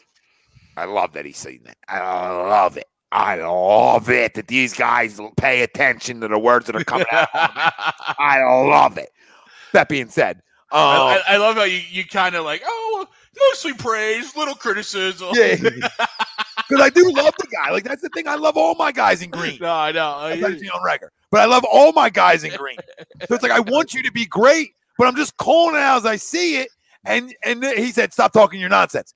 I'm not talking nonsense. I'm telling you the facts. You can't fumble the fucking football. You can't put the ball in the turf twice. They played Division I football. Nate, if you got a running back who's constantly fumbling, you think there's a little puss in there? Little puss. Hey, pussycat. Hey, pussy, come here. Let me pet you. Let me get you a little fucking string and yarn. The fuck out of here. Tom, you know what it is, honestly? I think athletes and people on the internet, actually. You ever seen the Key and Peele sketch, the anger translator? You ever see that? Like, I think people like, once people understand like what Tom's saying, like almost like Tom's language, they know that like Tom's not going crazy. You know what I'm saying? Like he's just criticizing him. Yeah, that's it. Like he's not saying he sucks, but like on face value, if you don't know Tom's language, if you don't have the anger translator, it's like, oh my God, this guy thinks he sucks. No, he's just being critical of a guy who we expect high from. No, I just want to hold on to the football. You know what I mean? I like everything else, your whole skill set I love. I'm not even worried about you creating contact, right? I'm not even going there, right, Nate? I'm going right at the fact. I need you to hold on to the football. That's it. Let's start there, and then we'll criticize other things if necessary. You are not a number one running back in the National Football League if you put the damn ball on the turf. So what also I said in the video, right? Deuce Dillon was up in his ass all last year, and everybody saw it on the sidelines. Deuce was up in his ass for putting the ball on the turf. So don't act like I'm the only one up in his ass. I want you to be great. And the fact that you listen to the video, the fact that you respond, first of all, you like the video too. It's not like he just passed by. He liked the video because he knows the words that are coming out of my mouth are truthful to a point. Maybe not you being a pussy. I don't know that. But I perception. Perception is I got little baby hands or I'm a puss. So that being said, I think he has a ton of talent. And I got Eagles a little closer. I got 27-21 Eagles. Miles Sanders. Sorry. I thought it was safe. I don't want to go over 30 because I feel like I'm getting cute. And I know what I'm going to do. They're going to still score 10. If I say, 30 plus, they're scoring 10. They're 27-21. Defensive player of the game, Davion Taylor. Just kidding. He's not playing. What a shock. Listen, give me my boys up front, man. Give me 91. I say I want his name every week. I want to hear his name. Now we're in money time, right, Nate? Yeah, boys, right? We're in money time. Money time. I want to hear your name 1,000 times a game. 1,000 times. I want to hear put your cocks in on it. I need him to dominate Sunday, okay, boys? I need him to dominate. He's been playing better. Last week, I saw him a lot, right? I knew he was on the field. He had a pulse last week. That's good news, right? That's very good news. I think he has a big game Sunday. My offensive player of the game is going to be Miles Sanders. I think he goes over 100. And I think he gets, I'm going to say 40 plus out of the backfield too. Doesn't fumble the football, gets at least one score. Miles Sanders is my offensive player of the game. And that's a response game from being called a puss, a diva, and possibly a pussy.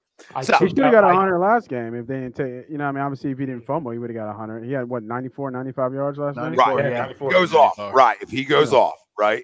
The easiest piece of content of all time is the image on the bottom and the video of diva, pussy. I took that personal. And then Miles Sanders, I took that personally.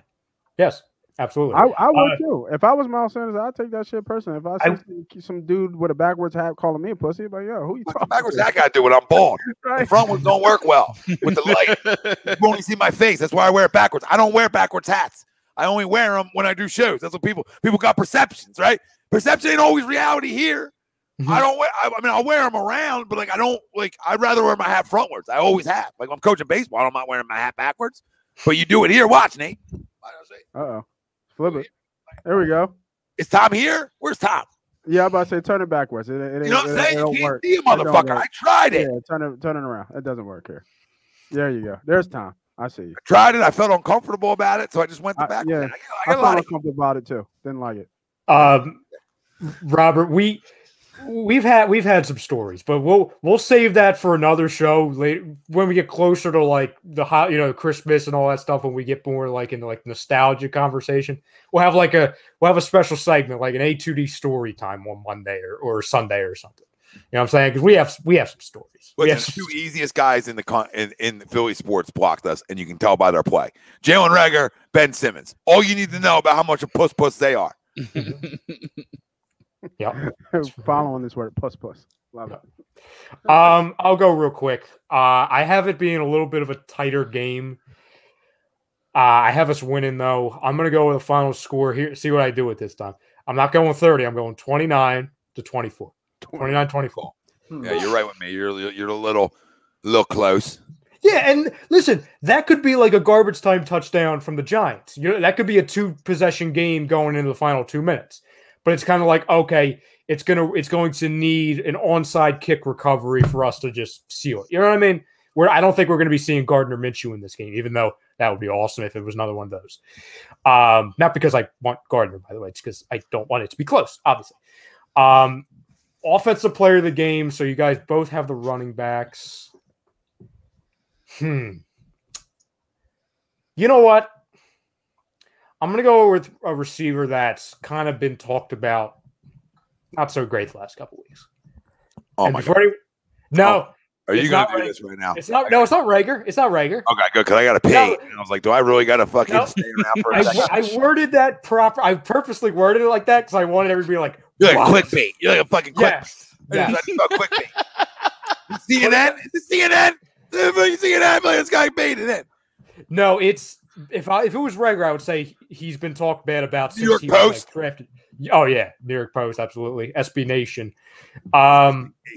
Yeah. Or what's those like all those pages, right? They got them like Eagles on like CBS something, right? You know all those like fan sided. Yeah, no. All those clickbaits like and it comes up on every team like Eagles, Denver, Jets, all interested. Like all 32 teams are interested in the same player, right? It's like, oh my God. That's SB Nation. That's an affiliate of SB Nation. Keep up the great work. Stay hot over there. Yeah. No, it's not Reagor, and no, Jesse, it's not Jay Jol, even though he has 23 yards, and that is more in one game than Jalen Reagor has had in 4 games. I'll just throw that out there. Well, J.J. Arcega-Whiteside is more important to this football team right now than Jalen Reagor is, and I would love somebody to debate me on that. The way this football go right, I gotta go. Yeah, no, you're fine. You're fine. This football coach talked about him is all you need to know. Is all you need to know. If you listen to the presser, he gave his game ball to him. All the work he does, all the blocking, like that's it. Like I know it's not flashy. That sucks. Like we didn't draft you to block. I get it, guys. Like right, I'm with you. But now we're in what we're in, right? There's no running from umbrella. So, dude, he talked about his toughness, right? Things that the guy you drafted in the first round has 0 of. So like shit in this city, guys. In this city, instead of crushing this guy all the time, rightfully so, because he never shows up. Like they even say, like we don't design many routes for him. Not a lot of things are going his way, right? So the fact that he's showing up, going to work, being a damn good special teamers too, which is going untalked about, which I get. It's not why you drafted a guy in the second round. I understand all this, guys, right? But now he is what he is. We're a city built on toughness. Why aren't we showing this dude any bit of love for toughness? We're running the ball better than any team in the National Football League. Part of that is his blocking on the outside and the perimeter. That matters. It matters. Like I'm not telling you it's the end all be all, but your wide receivers blocking is extremely important to your run game. You're right on this one thing, Tom. And listen, we're not crowning a guy for having. Jesus Christ! No. But see, I was going. I felt like Mac Hollins was back in town. No. And I want to make it very clear to the people that like we're not crowning a guy being like, oh, he's a great teammate. He's a great guy for having 123-yard reception in the first like 35 weeks of his career. Like, no, we're not asking for that. But what I will say to his credit, and this is more of a shot at the other guy again, because it's just so friggin' easy because he does it to himself. I give him a lot of credit for not doing what Reagor has done, to where like he could very easily have gone to Twitter and take shots at the fan base and all that stuff. He's kept his head down this entire time. Like you've never heard him have a bad word to say about this fan base. Nope. So like I give him a lot of credit for that, because if he did anything close to what Reagor has been doing, he's literally the worst person on the planet. Oh, Nate, 29-16 Sixers. Come, let's go, baby. Let's go, baby. Let's go. Steph Curry's gonna have 40 in the fourth quarter. You watch. What does he got? Your guy, right? Was it J. Joel or was it? No, it's Quez. It's Quez. See, I wasn't sure if you were going a little Greg Ward on me. I thought you were going. Oh no! Listen, I think Greg Ward stinks, but I think Greg Ward should be playing over Rager. I completely. Do you really? You think Greg Ward stinks? I think Greg Ward's your second best wide receiver. If you were to be honest with you, might be your best quarterback. I'm not going there. You have a little class. Have a little goddamn class, guy. The guy's winners of 2 in a row. Winners of 3 out of 4. I mean, I put a little respect on his name, Greg. Hey. Also, if you're not going to have respect on Hurts, have some respect on Mr. Minshew. Come on now, Greg. I said maybe. I agree. Gardner's our best guy. You got like 70 plus people watching on YouTube since we're not streaming anywhere else. So tell your friends about us. Hit the damn like. Hit the like. It drives more people in here. Come on, get more people in. We're gonna be talking Sixers. Should I do my public service announcement now and then I'll go to the bathroom after? I got a public service announcement. Go ahead. Did you give your defensive guy yet? No, Steven Nelson. Oh, okay. Look at you, little sleepers, little Quez, little Steven. Little Quez, little Steven. Hey, Isaiah Joe for 3. Oh my goodness. Fucking roll job. Let's go. If I see a B-ball Paul bucket, I'm going to say we're winning. Okay. I can't wait for the second half line to come out. God, so I can third quarter will get outscored 25. With my mortgage. Oh, Bielitsa with the ball. ISO. Yeah, can't stay in front of Bielitsa. At least they're giving a great effort here in the first. I mean, to put up 32 is pretty good. And to hold them to 18 so far with 40 seconds left is great. Tom, before you give your public service announcement, how special is it that we're on the air together watching the crazy matchup of Niang versus Bielitsa? Yeah, who would have thought? And the freaking got the court thing getting the ball out. There's Otto Porter. Best thing I'm not the last one to go. Did everybody go but me? Yeah, I just want to give a public service announcement before you two go. Greg doesn't know about this, so Nate does, but Greg doesn't. So starting next week, family, my schedule shifts in the wintertime a little bit because we got practices going on, right? So I got a practice going on until 9. I like coaching the older guys for a couple of reasons. One, it's easier to have a conversation in terms of baseball, right? But the other side is hey, you got your phone on you? Gonna need you to hit that. Gonna need you to subscribe. All right, I do it all the time, all the time. All right, all the time. Get them while they're young. You want to be in a lineup? You want to be in a lineup? You want to be in a lineup? Lesson. Oh, I do the lineup. Let me say first. Who wants to bat first this week? Gonna need you around. Gonna need to see it. But my schedule changes where I really can't do a show till at least 10, right? Just because by the time I'm leaving there at 9, so my schedule changes a little bit.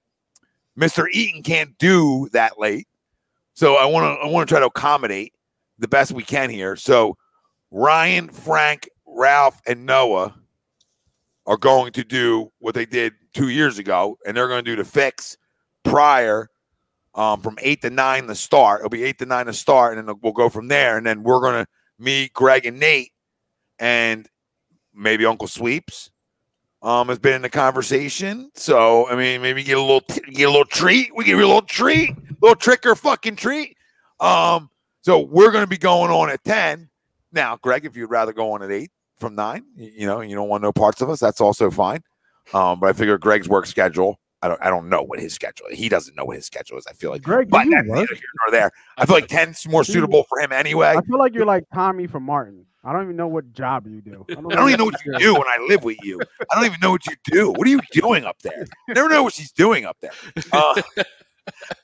But so we're gonna have a little go back to some old school A2D, where the boys go on before us. So we had the fix and we had AM and the PM.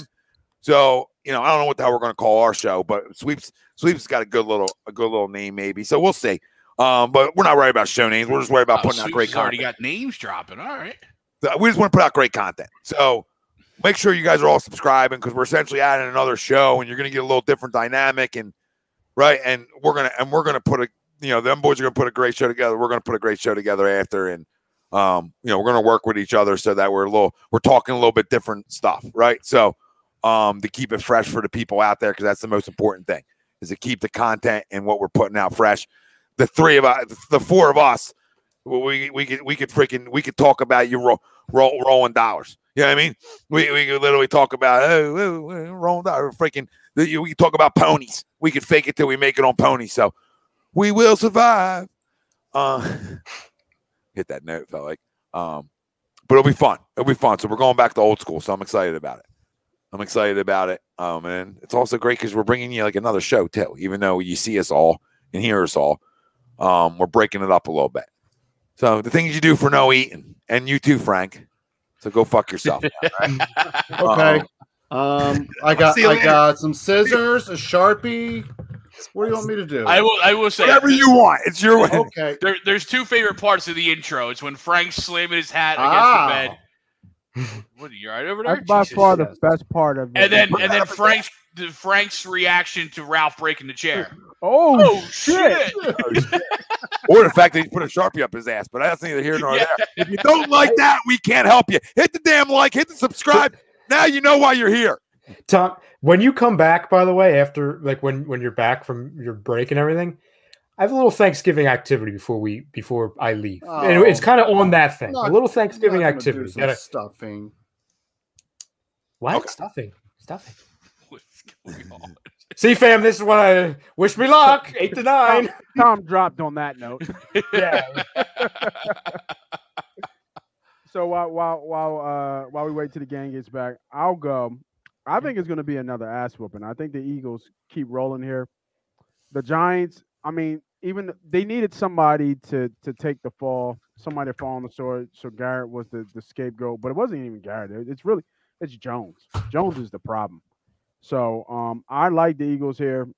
I think the Eagles continue to roll here. I got 27-7. I think they beat them up pretty. Because I'm looking and I'm just thinking, how is the Giants going to score? I think they get one. They might even score first, but I'm not sure how they're going to score consistently. I just don't see it. You know, unless Barkley goes wild, that's the only person I can really see. You know what I mean? So, I like the Eagles here, and it's been a while that in an NFC game that we've seen a big gap, right? You know, a big disparity where one team wins the other, and I think the Eagles keep rolling. You know, they win against, and I could see this as being a possible trap game, but I just don't see like how Jones has to wake up here, and I can't see it. I just can't see it. So I like the Eagles here, and I like the Eagles here big. They win by double digits. I say 27-10. I was thinking even 30-10, the score of the last game against the Bucks. But I give it the benefit of the doubt. We keep rolling. We keep running the ball. Offensive player of the game, give me a little bit of Dallas Goddard. He needs to start earning some of that money. Defensive player, like Frank said, going with the hot hand. Sticking with my guy, man. Big play Slay, man. Gets another pickle. Gets another pick. I don't think he scores, but he gets another one. Love it. Hey, Greg? Yeah, I got the Giants winning. Good. Giants always play as tough. Surprised at that. I thought you might say that, but I'm actually surprised at that, Greg, because I don't see. They play as tough, and we see this happen in the NFL all the time, right? When a coach gets fired, they come out with a new regained, confidence or just focus, right? I completely agree. Daniel Jones has been playing terrible, and it's really him. Yeah, he's the problem. But I'm thinking, maybe they have the mentality of, all right, now my coach just got fired, so now it's really on me. So I think it's a close game. I think the Giants win. I mean, like you said, the Giants play as tough every year, regardless of how theirs is going. They do. I also think there's going to be a little bit of smelling ourselves from the Eagles standpoint of trying to, seeing what we really are. I wouldn't be shocked if we go back to the formula of trying to throw the ball 40, 50 times and realizing that that's not it, right? So, Greg, you're an asshole for this pick. No, this is what we want, fam. I'm going 24-17 Giants. Greg, you still haven't shown me enough of why you picked the Giants here. Well, you want to know the real reason? Because the real reason is I just can't pick the Eagles. He's not allowed I was about to say I can't. allowed. You're not telling me enough, Greg. Here, you got to break this game down because I just don't. Whatever you're saying, it's just not working. And I think It's I not saw in the enough that comments, that it's not amounts bad to a idea. win, right? I'm not Yeah. sure if Slay's playing. I know he had it's crazy. He left with a concussion. I don't remember him getting fucking popped like that. But Who, Slay? yeah, Yeah, I saw that. Well, I heard that. You're right. I didn't see it. yeah, I didn't see it either. I mean, it looks like a classic letdown spot, like you were saying, Greg, and I see why. If you said that, I could see that, but I just don't see the Giants waking up because Jones is so bad. Yeah. No, I completely agree with you. Like he's just so bad, and they don't know how to run Barkley, right? And it's just like I just don't. I'm trying to give the Giants the benefit of the doubt because the spot makes sense for the Giants to show up. And the line tells you that it's too, right? It's as hot as I haven't looked at the line. What is it's the 3.5. Like, Eagles minus 3.5. It kind of you would expect that to be a little bit higher if the Eagles were these juggernauts. Yeah, but we said that about a couple games for the Eagles. Like we thought the Chargers line should be higher. Yeah.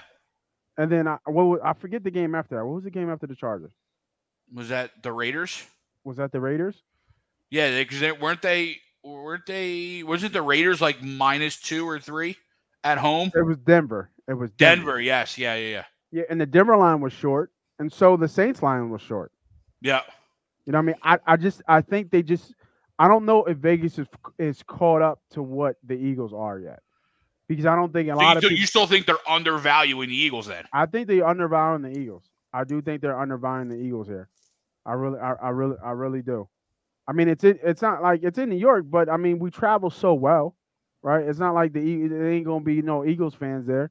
Yeah. And I think they're still undervaluing the Eagles. Like, I think in a post I put up not too long ago because I always get flack for some hot takes, and I had it wrong, but the record was right. I said they could easily go on a run here and go 4-1.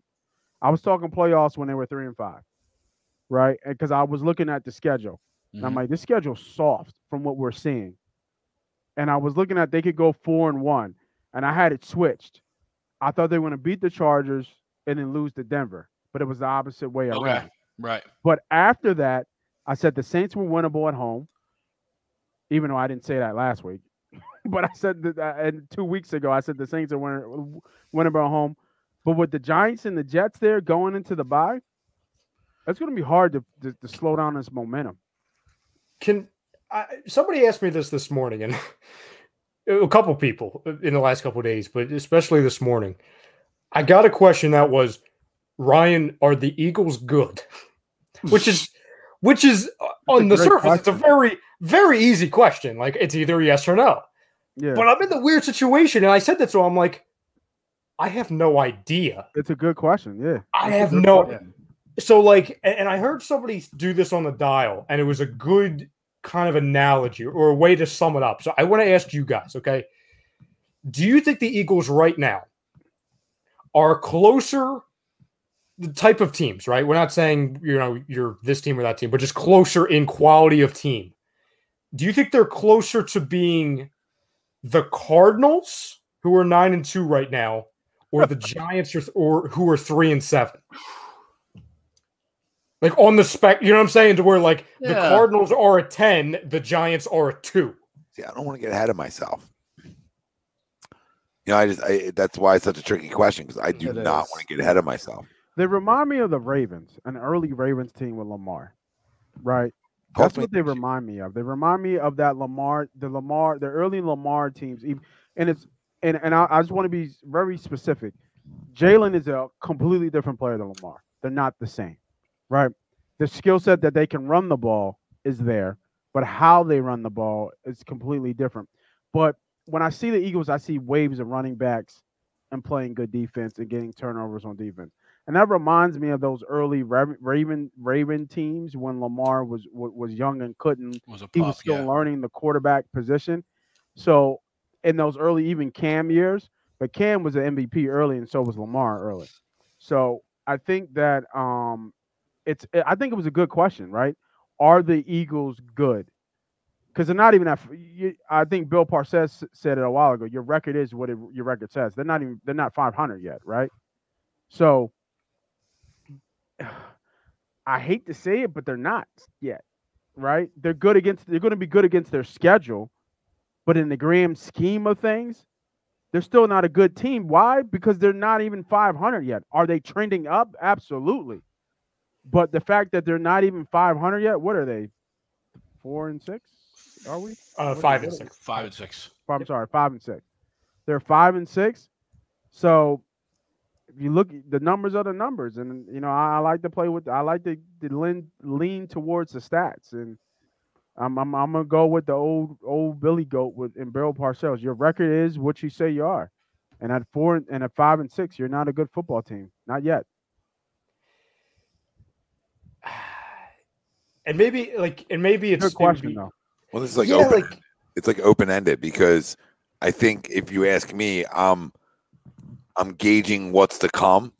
I'm gauging picks. I'm gauging money, and then I'm saying, okay, maybe I have more of a chance to beat the Cardinals because of those things, right? Like when you gauge it out, like okay, we're gonna have 3 first-round picks. We're gonna have a second-round pick. We're probably gonna have 4 picks. With the first 50 picks of the draft, which should be impact players, you would think, right? And then a lot of money and all these things. So I look at that and I say, okay, we're closer to the Cardinals. But then I also know who's drafting. Like, is he going to hit? Is he not? And that's part of the NFL too. So it's like that open-ended question. But listen, gun to my head, I'm going to tell you you're closer to the Cardinals because it seems like you at least have stability at the quarterback position, even though it's still unknown, right? It looks to be stability in terms of, hey, he has a skill set. We design our plays to his skill set, and it works, right? Right. So to that, you're closer to the Cardinals than you are to the Giants. But record-wise, right now, to Nate's point, yeah, you're closer to the Giants for sure, right? Absolutely. But from what we saw over the last 4 weeks, right? Because it's about what you've done for me lately. You're closer to the Cardinals than you are to the Giants because you showed something that works. The Giants not all year haven't showed anything that works. Huh. Yeah, they just fired an offensive coordinator. Like we are closer with a first-year head coach to looking more like the Cardinals than the Giants, who are in X amount of years with Joe Judge. Doesn't matter, but not his first year, right? They don't have a quarterback. It's obvious. Even with his running ability, he stinks. So it's like, okay, you got a mobile guy with a big arm like we've been talking about, right, boys? But he stinks. Like you would take Jalen Hurts 1,000,000 times over Daniel Jones in a draft. 1,000,000 times right now. So right now, Tom, just to kind of combat you here, because please. I like to disagree with you all the time. I actually don't like talking to you at all, really. I despise you. They're ranked. So I just brought up the record. They're 21st in terms of record, right? So they're closer to the bottom, right, than they are the top. But you're just factoring in what happened early. Like I got to factor in when you start playing your best football too. Like the good teams play their best football right now. But you also got to factor in that inconsistency too. But I've seen consistency now, though. Yeah, see, I know Greg's going to ride with. But I mean, 4 weeks is the definition of consistency, though. We can't run from that. It's broken in the quarters. This whole league's broken in the quarters, right? So you break it in the quarters. Their last 4 weeks have shown consistency. Greg, we had this conversation last week. If they won and did the same stuff again, now they're starting to be a consistent football team, and they're having an air quote identity, like we talked about. It's getting to an identity, right? So now you can say, okay, there's consistency here. Now, if this past week they came out and threw it 40 times and tried to get cute, then that whole conversation goes away. But they went back to what's working, and as long as they keep going back to that they are closer to Arizona than they are. I mean, come on. We got to look at this. Like, I just want to name the teams around them. So the San Fran is 5-5, the Raiders are 5-5, Denver's 5-5, the Panthers are 5-7. They haven't been consistent. The Washington football team is 4-6. They're not consistent. Unbelievable, but Atlanta is 4-6. and then it really starts to tinker down. I'm not even going to go anywhere. They're better And than those all are the teams where their record kind of reflects. There's a lot of bad teams in this league right now, guys. I think we have to remember that too. There's a lot of bad teams. You know what I'm saying? Crowning like this conversation isn't meant to crown the Eagles. No. This conversation is projecting who they're closer to. And if you're putting, like is it projection or is it this year? Ryan? I don't know. What is it? Is it? I think it's this year. I'm thinking. Well, no, I think it's right this year or projection. Right now. Two different answers for me. Yeah, no, right now for the rest of the year. That's what I was asked. Well, they're not. Right? To me, they're right where they are. Right? Like they're obviously right where they are. Right? But like the question is, who are they closer to? Well, they're closer to being a playoff team than not being a playoff team. So that puts them closer to Arizona by fucking default. By default, because the Giants aren't making the play. I mean, listen, it's going to all change Sunday, right? I mean, change Sunday if they lose. But right now, they're showing more of a trend to being a playoff team than the opposite. We can all agree on that, no matter if you want to disagree with me or not.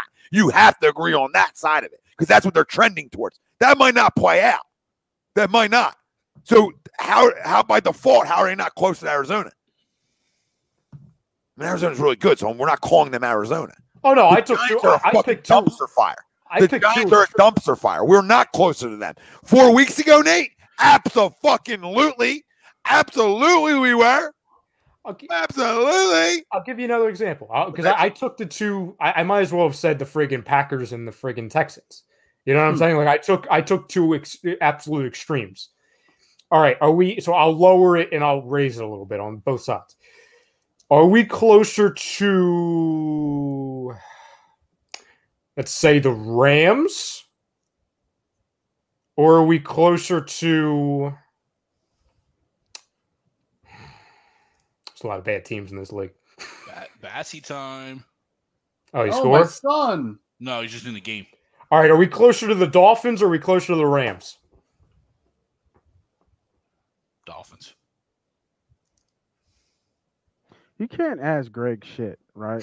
Because he's just going to go left, right? He's not going to go right. I just look at the offensive firepower and the defensive firepower, and we're not there with the Rams. Well, no, I'm not, Greg. I'm not talking about roster construction. I'm just talking about trust. That's part of this team. Like our roster is what it is. Like, yeah, I guess. Yeah, you know what I mean? Like, the roster is what it is, and to that point, we're closer to the Dolphins. But I could also argue, hey, we've have a quote unquote worse roster than the Rams, but we've actually won a lot more as of late than them. We have a lot more wins in the last month than they do. I don't know. I think you guys need to factor something into this whole conversation. This is a group of a lot of these guys that are veterans that have played their best football this time of year. I mean, I don't know. I mean, it is a different coaching staff. It is all different. I get that. But the core group of guys are used to winning games this time of year. They just are. I mean, think about it. Your Fletchers of the world, right? Your Rodney McLeods of the world, right? Your Lane Johnsons, Jason Kelsey's, right? Even Miles, right? To a point. It was here when we were winning games late in the year, right? Like, there's enough guys on this football team that are your guys in your locker room that have played their best football this time of year. I mean, you ask anybody, everybody in football would freaking punch somebody they love in the face, right? To win 3 out of 4 this time of year. You know what I mean? Like, that's what teams are trying to do, and we've done it. We played our up and down football early, right? And we found out what works for us, and we stuck to it and won football games. That's not overrating this football team. That's what is happening. That's just the facts, right? We were talking 4 weeks ago. We were talking top 5 pick. That's how much it's changed from the inconsistency to saying, "Oh, okay, we figured something out. We're playing great football right now." And I don't want to overrate great. Like, we're winning games, which equals great football. Huh. I mean, that's what you judge it off of. Yeah. All the rest doesn't matter. Like we talk about every year. Just getting no locker rooms with wins, all that matters. Nobody's looking back at you and say, "Oh, you're 12-5, but you know what? Yeah, I don't know how good you are." Okay, well, we're 12-5, right? If you win this Sunday and you win in a dominant fashion, I think that moves the needle a little bit. I don't know if there isn't a fashion that moves it. What moves it is another win. Like, not disagreeing with what you're saying. Like 27-24, right? Moves the needle. You're now winners of 3 in a row. right? I mean, your winners are 4 out of 5. That's true. If anyone on Sunday saying, "Oh, we won the game, but we didn't blow them out," just stop watching. Just stop. You know what I'm saying? Because then we're getting crazy. The way you win doesn't matter this time of year. It just truly doesn't. Especially consider how we started too. Yeah, winning football games matters. I mean, I think everybody will agree on that one. Mm-hmm. It doesn't have to be pretty. It's about figuring out ways to get to the locker room with wins. You guys want to do a little while I think they're, before we get into the fourth quarter and everything for basketball. We try and mix this in. What was that? So I think it's only halftime. Oh, so there you go. Perfect. Or it's only second quarter going into half. Oh, so perfect. We try and mix this in every Thanksgiving and everything. And we're not going to do the typical, like, what are you most thankful for? Like everyone does. I love the Thanksgiving video. Oh, yeah, we didn't do that this year. No. Yeah. Chrome messaged me, did I miss it? And I said, no, dude, we just everything comes up quick. Yeah, we were worried about the football this year. The football got in the way. I'm not done. I'm just not done with these two down there. Like, I'm not done with them. I'm not over it. I'm not over it. Like, I mean, you're winning football games. I mean, I don't. Like, what do you want? Nate, you good? What would you rather have? Win than a loss. Win than a loss. Like, they're playing good football. Out of control. Yeah, no, I mean, they are playing good football. And like you said, I mean, you said in the early, and I think that's the theme of when we talk about the Eagles that I have to get better at myself, is just that let's not talk about what they can't do, and let's talk about what they can do. Right? I think that's real smart, because I it's just glaring to me, right? It's regular season, and just like when I was talking playoffs 2 weeks ago, you were saying I'm not there yet. Right, like I'm not there yet. We got to get there. We got to make it first before I rub the crystal ball and say, hey, we're gonna make it. Yeah, I was there in August, though. If you want to pull that card, what'd you say? I was there in August. Yeah, you're always happy. Well, you laughed at me. You laughed me up and down. Of You're course, freaking embarrassing me. Laugh at you. Well, ain't nothing changed. Thankful to be embarrassed. No, but I mean, when you put the question out there where they are, like we're talking about the top, like we're talking about a 9-2 team, the top tier. They're not there yet. They're not a top tier team. You know what I mean? Are they trending to a middle team? Like to me, honestly, they're an average team, because I got to see them come back. Like I got to pick them apart. It's just the way my mind works, and I got to see them come back when they're down. All these these games they've been up. All that is 100% factual and fair. I'm just trying to be like Mr. Hope today. But Mr. Hopeful. That can't be denied. Like we talked about that last week, right? Like, how's he play from behind? How's his football team? All those questions. All right, you guys, let's do the thankful. So it's a two-parter, and it's not mine. I heard it on the dial this morning, and I thought it was a great idea.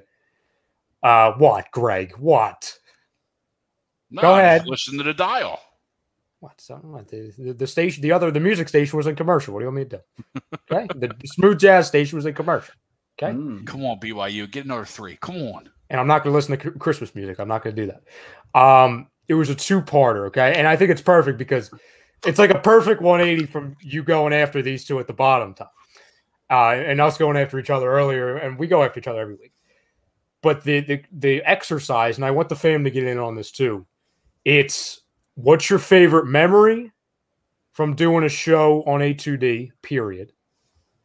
And like, what's the best thing about doing a show with like each of us type thing? And so it's like a two-parter. I mean, I don't know. There's so many memories. Like I could say my first show ever, right? I could go that route. But I'll just go to the weeks of the Super Bowl, right? Which was like our best moments, period, right? Because we won something.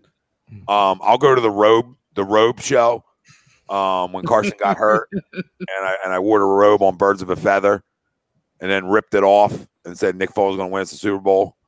This is how curses end. And then all the shows that took place that week, like that Agree to Disagree pregame to the Super Bowl show, and then our round table that happened, I think on that Saturday, right? We did the big round table. Yep. I believe. Yep. Those two shows are the best shows I've been a part of, not only because I love the people I do it with, but because of the moment, right? That moment is just so big.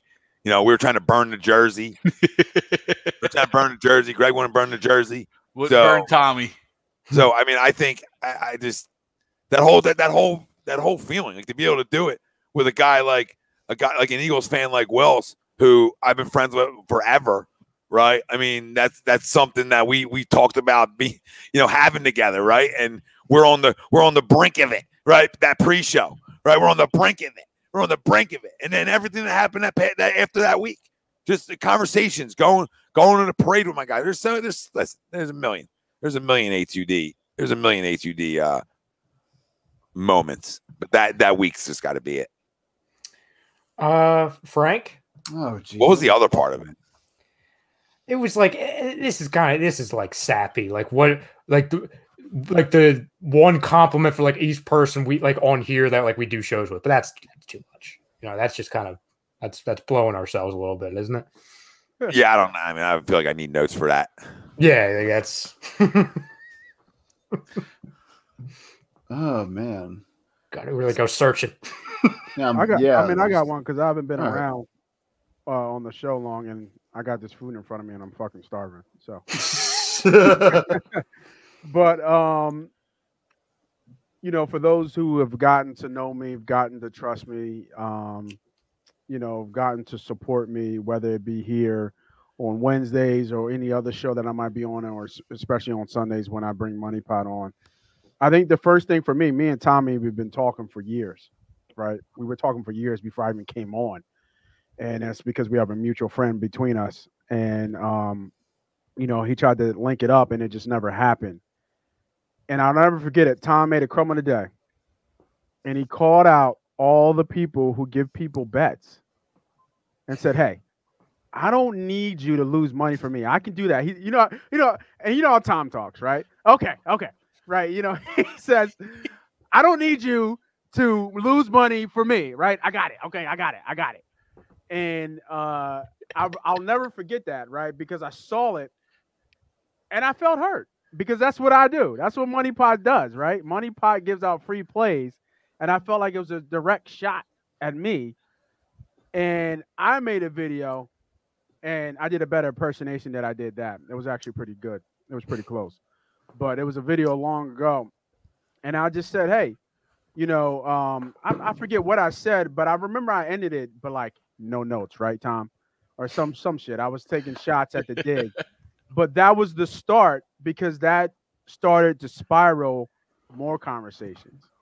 That started to spiral me and Tom actually going back and forth. And we actually kind of did like a mini series. It's like 3 or 4 episodes of me and him going back and forth.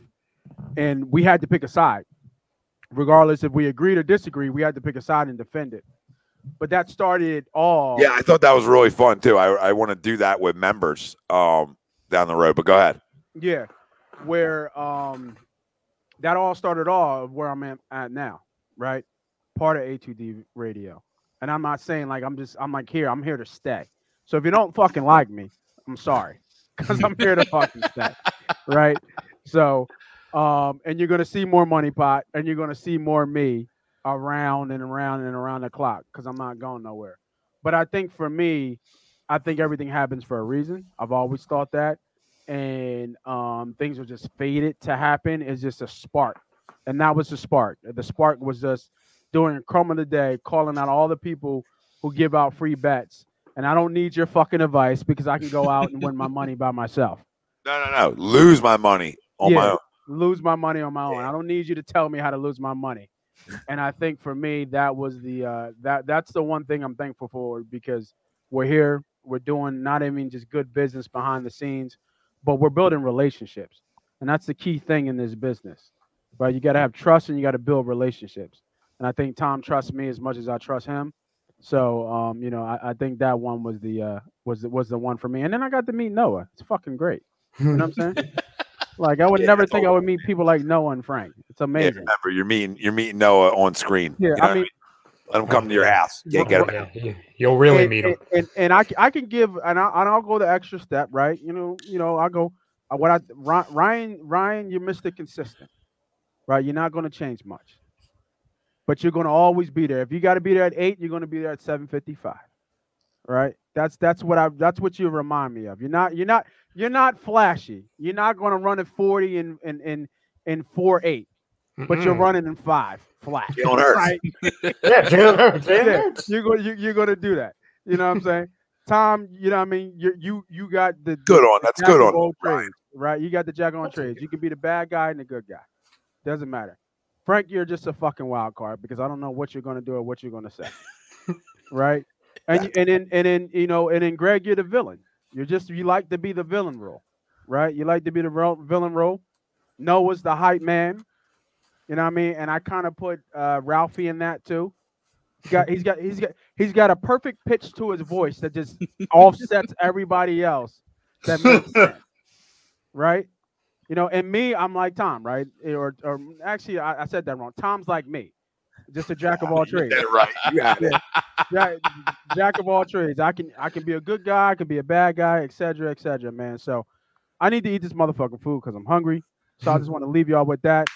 Thank y'all for letting me jump on. Thank y'all for A2D family for inviting me into your homes, allowing me to talk my shit, and then either agreeing or disagreeing with me. I will have plays for my members. For those who are not members, fucking jump on the money train. We do 1K weekends almost every weekend. I want to say, what are we, like 7 out of 2 getting like almost a 1K weekend? We could all use it for this holiday weekend. Love you, boys. Love you, Nate. Fans. Yes, sir. See you, Nate. Hey, happy Thanksgiving, brother. Enjoy Happy with Thanksgiving, the family. brother. Yeah, man. Love Happy you. Thanksgiving to y'all. Freaking, I I'm saw thankful. somebody say something a while back. No, I didn't put money on the fucking Sixers today. I'm putting money on the fucking what do they call it? The Warriors. Second half. Lock it in. God. Lock it in. There's no way they win this fucking game. Are you fucking kidding me? We'll see. I'm out. See you, brother. See you. Listen, yeah, I'm thankful for everybody that supported us over the years out in the chat world for sure, right?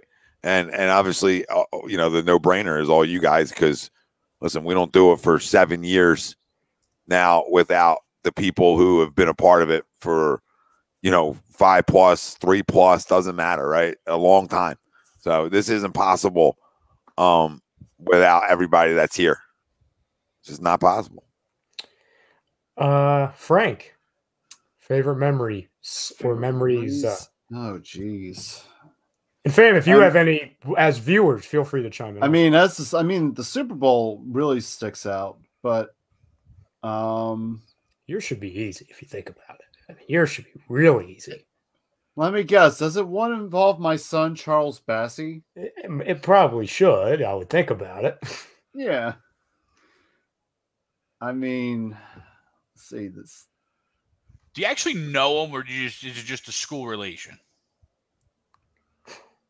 Be honest, Frank. Be honest, Frank. Because it would be school relation's great. I'm going to go buck wild when Malik Willis gets drafted, right? Like, I'm not going to change wardrobes because I don't have a Liberty jersey. Are you going to take off your shirt, like Frank? No, definitely not. Okay.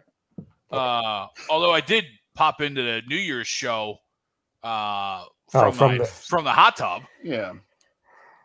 Is that might be your best memory? So you're going with the Bassey, Frank? I mean, Super Bowl, the reaction shows, including Ralph falling out of his chair. The prayer services, like. Oh, yeah. Greg? Oh, my God. He just made that. Get the fuck out of here. Who made that? Jordan Poole from half court. Yeah, we lost. Mm-hmm. Greg? Oh, I missed it. Here we go. Wow. Pretty good. Yeah, there's two moments that kind of stick out, and the first obviously was, I guess, officially quote unquote meeting Tommy for probably the second or third time. Because funny backstory, Tommy and I hung out as kids. We just didn't realize it. Yeah, it's crazy, right? It's so funny. Like, we had mutual friends and we were growing up with each other and then didn't realize it. No quote. But no, sitting down with Tom at Skans's to do play-by-play, and Tom's first question to me was, who was the biggest benefactor? Who was the biggest reason for the Phillies run? And it was as soon as I said Ryan Howard, he was like, whatever you like, you jump on board. Let's go. You're involved now. It's like that, how do you? It was like the mind melt. The mind melt was great. And it was just all of a sudden, everything just clicked from there. And then collectively as a group, obviously with the way things have changed over the last now going on 2 years, still being able to sit here and do shows with everybody, regardless of where we're at, right? And I think during this time we've seen some crazy growth, not only in obviously A2D, but in everybody as well. Thanks, David. Happy Thanksgiving, brother. Dave. We got members now. Some of the interviews that we've done and been a part of. I remember, obviously I was on with Jaws at one time, and he's ripping me for my Carson Wentz jersey, asking me if I'm going to get a Jalen Hurts jersey. And so the ability to still continue to do shows wherever, like I'm in Florida right now, right? We used to think we were only confined to the studio, and to be the ability to swerve like we did is awesome, because now we don't skip a beat. I couldn't agree more. Couldn't agree more. There's a couple things that stand out, right? Like, I think more recently, I could just lump all the draft shows into one and be like, okay, because whether it was us with the Jalen Rager and the Hurts, Lenny was good. Yeah, Lenny was a good. I forgot to say that. Like all the interviews through a process where we were fucking shut down. Yeah. In the sports world, and to be able to pull, I give a lot of credit to Cromer, right? Mm-hmm. To be able to pull, like we, the linebacker for the Chargers. I can never say his name right. Oh yeah, had a couple tackles the other night when I was watching. I'm like, oh man, we talked to him. You know what I mean? Yep. Really cool. Yeah. Like you could just lump all the draft shows into one, because they were fun, like in their own ways. You know what I'm saying? For the good, for the Devontaes, for the bad, for the Jalen's or the Ragers for right now. Hurts. You're okay. Hurts. This last NBA reaction show was probably one of the most fun shows I've ever done. Just because it was like, Tom, I think you would agree with this more than anybody. Like that show was definition of like roller coaster of emotions, from the all-time highs with the Bassies and all that stuff to the lows of like, we were one pick away from getting Cam Thomas and he gets taken from us from the freaking Brooklyn Nets. And, is Ben going to get traded like that? I think that's like the longest show we've ever done on A2D. I think that holds the record. I think it's like top 5 of the longest. Yeah, it was like 445. It was like 4 hours and 45 minutes. Like that's unheard of. And we did that, fam, like commercial free. You know what I'm saying? Like we haven't taken a commercial since quarantine started, which like you got to really think about. You know what I'm saying? And that we're not like crowning ourselves, but like you got to remember that, guys. Like people always ask like, why is A2D different? Well, there's a million reasons, but it's like there's not too many other platforms or things, period, whether it's sports or not, that are going to go 4.5 hours commercial free. Hell, they don't go 2 hours commercial free. Real quick, Rye. Yeah. Golden State -2.5 on the second half line. Their money line is -150. Sixers are +125 on the money line for the second half. Tom, you taking it? Already did. One step ahead of you boys. Done and done. The other two, real quick, and these are way back. I think my favorite moment is probably when we went to the draft, because like I think I can speak for you and I, Tom. Like that was so out of I'll just speak for me. Like that was so out of my element. You know what I'm saying? Because like if you don't know this about me, I think Tom, you're right there. Like Tom and I don't love like huge crowds of people. You know what I'm saying? Like we thrive kind of like in our own bubble per se. You know what I'm saying? Like we're very much just like, okay, just chill type thing. So like going out and like really doing content and going live and being with the entire city, like that whole day we were kind of fish out of water. Like we were kind of learning as we went. And we kind of decided to do that all last minute type thing. And I remember that morning, like with the press credentials and like the way we were getting over there, like there were so many times we second guessed ourselves. Like, do we really want to do it? We could just do a show here. But looking back on it, we could have so easily have just been like, it's something different. We're not going to do it. But I'm so glad we did, because it just sticks out there. Like that was such a unique day between us going to the Phillies game and watching, I think, probably the worst Phillies game I've ever witnessed ever. And getting roasted in the sun, by the way. We were sitting in the outfield. To going over to the draft and all of our phones dying and figure out how the hell we're going to get home, and me almost getting in a brawl with Zach Burke because Zach Burke kept wanting to party until 2 a.m. and me being like, I want to go home. I don't have a phone. Well, your big problem is that Zach wanted to party with you guys. You know that's not going to end up well, and I know Zach pretty well. Well, it's even worse when we don't have phones, Frank. None of our phones were like we were all. I lost my car keys at the draft.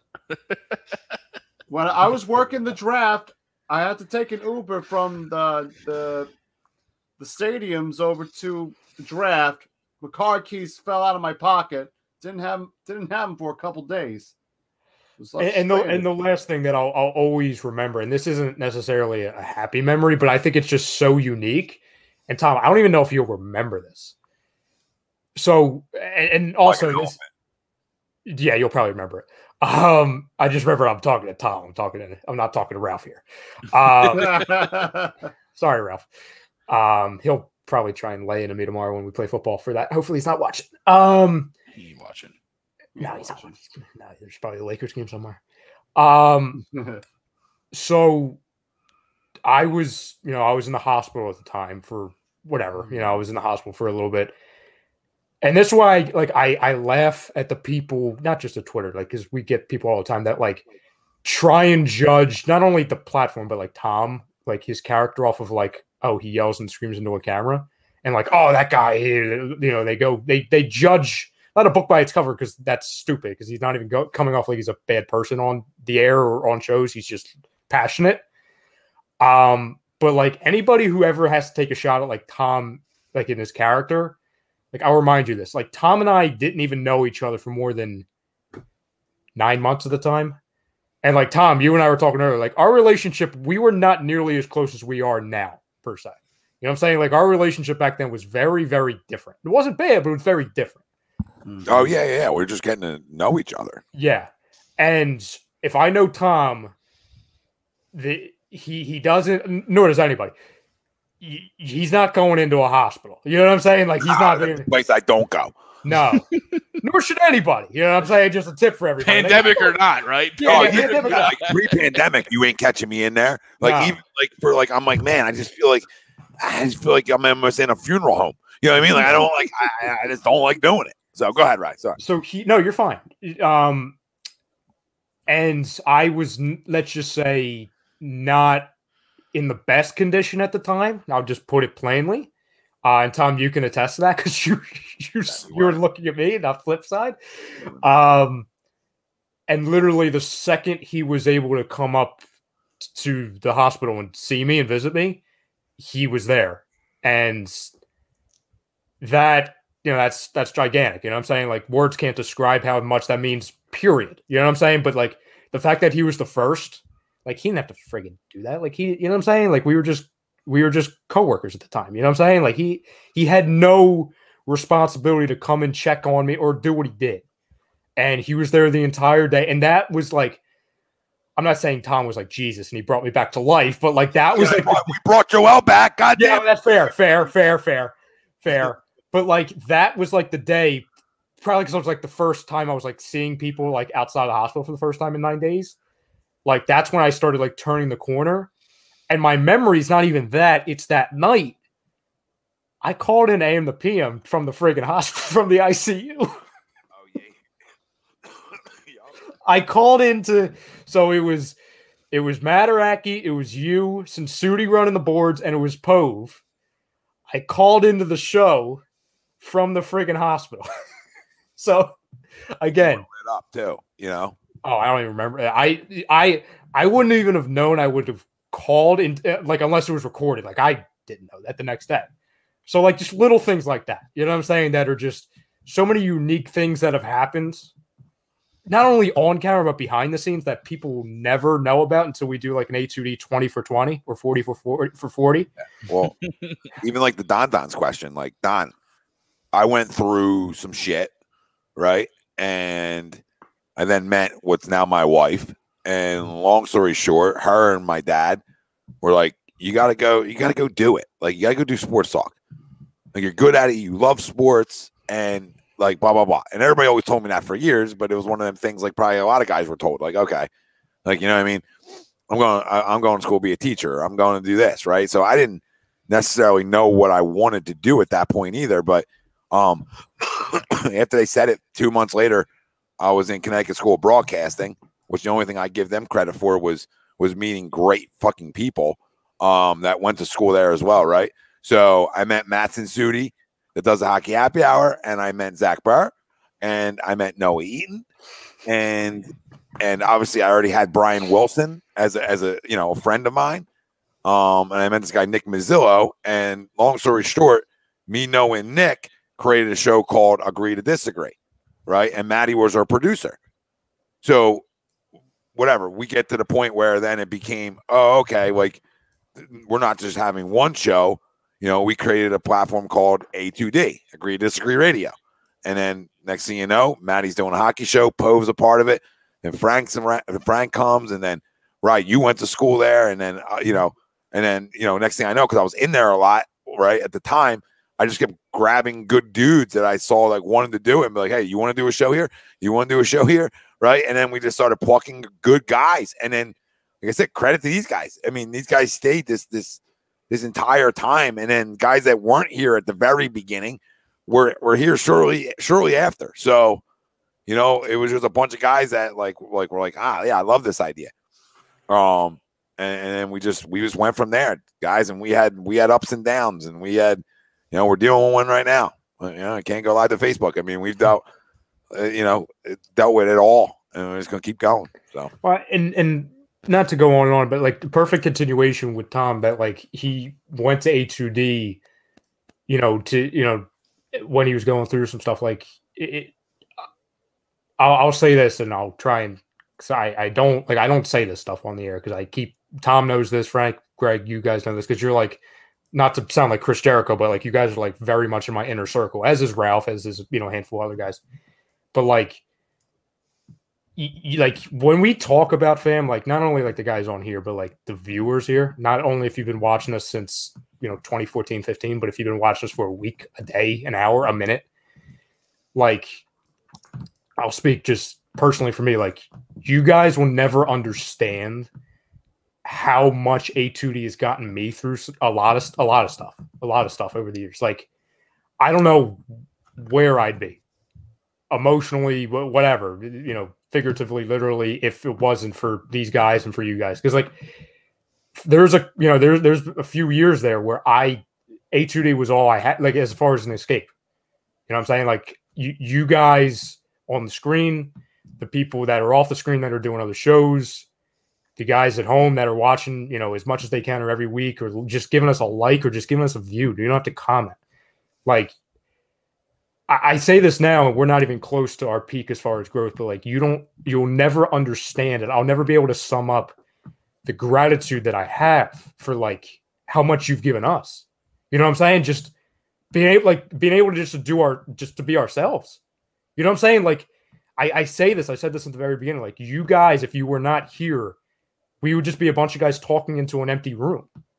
So absolutely, the fact that you've given us the power to do this as much as we do it, and continue to grow and reach the amount of people and meet the people we have. I'm not, like I said, I'm a very, very private person, and I don't bring this up, but like, words can't describe how thankful I am. And the best stuff is yet to come. So that's why it's so exciting. Yep. I mean, no, it's not done without all the people out there, you know, and there's always, like, you got to pinch yourselves when you realize like how many people we actually have following the platform, right, in general, and just the credit that goes to everybody, and people go, well, Tom, you built it. And I said, listen, man, you got to understand something. I said from the beginning, what are you better with? What's going to grow more? Bunch of individuals or an arsenal of people that believe in the same damn thing?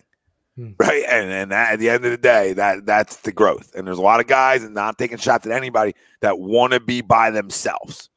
And that's fine. That's fine. And you can grow individually. Right.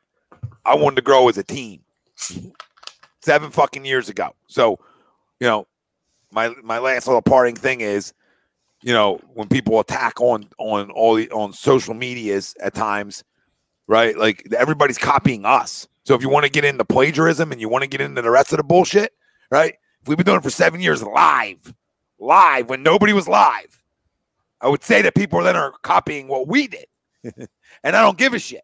Make sense? But that, like, if you want to attack about plagiarism, that's plagiarism, honey. Right there. You just summed up plagiarism. Just in a different way. Copyright. It's not copyright. We don't own it. But you understand the premise of live shows on social media, nobody was doing it. Nobody was. And we don't deserve no fucking cookie for it. Right. Just leave the plagiarism the hell out of it. We don't plagiarize anything. Have you been on the internet? This is my thing. Have you been on the internet, people? Have you been it? Have you seen it? Do you know how it works? Do you know how sharing content works? Have we, at times, have we maybe used somebody's tweet without credit? Probably. We've been doing it 7 years. All right?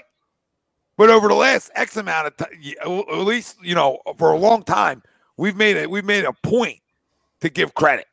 You know what I mean? We've made points to give credit. So the game constantly changes on what you should do content-wise, right? The game's always fluctuating. Maybe a year ago, that wasn't a thing. You know what I mean? And it became... having to give credit wasn't always... It wasn't always a thing. And now it became the kosher thing to do. Which is respectful. And we'll give credit just because the person's in the tweet we're using, right? Like, there's your credit. We don't got to fucking tag you. There's your credit. Everybody can see your name. That's credit. On all the breaking news stuff, there's always credit to the person who broke it, right? Like, we're not necessarily breaking it like anybody else in the world. There's always that one person breaking it, and then guess what? Everybody uses it. And then you give credit to the person who broke it. It's so weird because we've had so many people over the years message us thanking us for using their tweet, because it's not like, again, we're not like acting like, oh, we're doing you a favor. No, it's a good piece of content and we're using it, but like we're not stealing anything. That's the thing. Like, the internet was way different 7 months ago, as it's going to be 7 months from now. You know what I'm saying? There's going to be something that we're doing now that I'm sure people will twist and turn and be like, oh, you can't do that anymore. That's the way it is. You know what I'm saying? Twitter is exactly like this too, where the Moata comes back. People go backwards and they want to find stuff you said, right? But it wasn't. The funny thing is, it wasn't even wrong. No, I think everybody agreed with it at the time. Like, nobody said he couldn't play, right? Like, that's the problem with the video. I never said he wasn't good. I said we're just even unproven left tackle, $40 million guaranteed, and we drafted a left tackle in the first round not that long ago. What's going on here? Yeah. And credit to Moana and credit to Howie when it's due. The guy can freaking maul you. So listen, I'm all in. But don't question me questioning that before the signing. Like, you're the smartest guys in the room on Twitter because I was wrong. Well, newsflash, I'm wrong a lot. Like, I don't do this. We all want to be right with our takes. But, like, I don't do this caring if I'm right or wrong. I want to do as many videos as I do. Right? I wouldn't put myself out there because I'm going to be wrong. I know. I've been talking sports a long fucking time, asshole. I lost a lot of money gambling too. I'm wrong plenty. I'm hearing it. Everybody wants to say, Tom, you never say you're wrong. I'm wrong plenty. But of course, like anybody else talking sports, you want to be right.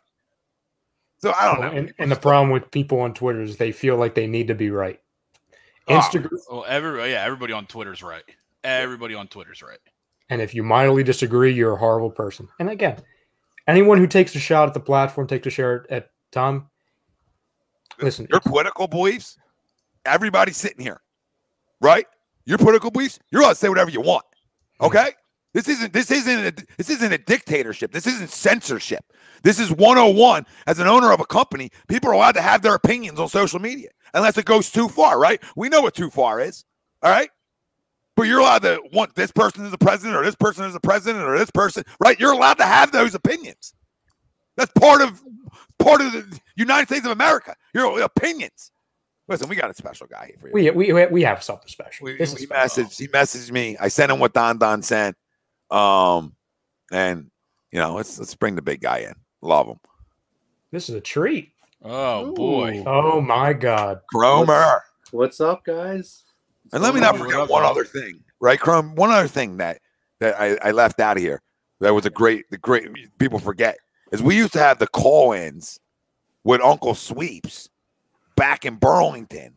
Oh my God. And he would call in with 5 questions with Uncle Sweeps, and then he worked his way on to the show. You know what I mean? He worked his way in. He was so great at the questions. It was like, we got to add you. So, there's another good one. All right, and now we might be getting another show. And oh my God, what are we doing? The Sweeps. Well, maybe we'll talk to Cromer about that show too. Well, we'll talk. My man, what's up, brother?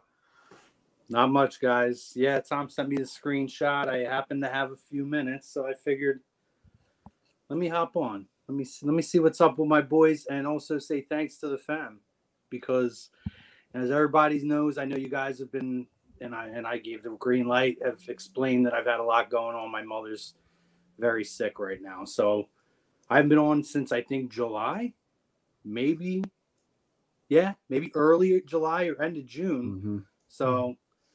Not for a lack of effort. We've tried a few times. You guys know that.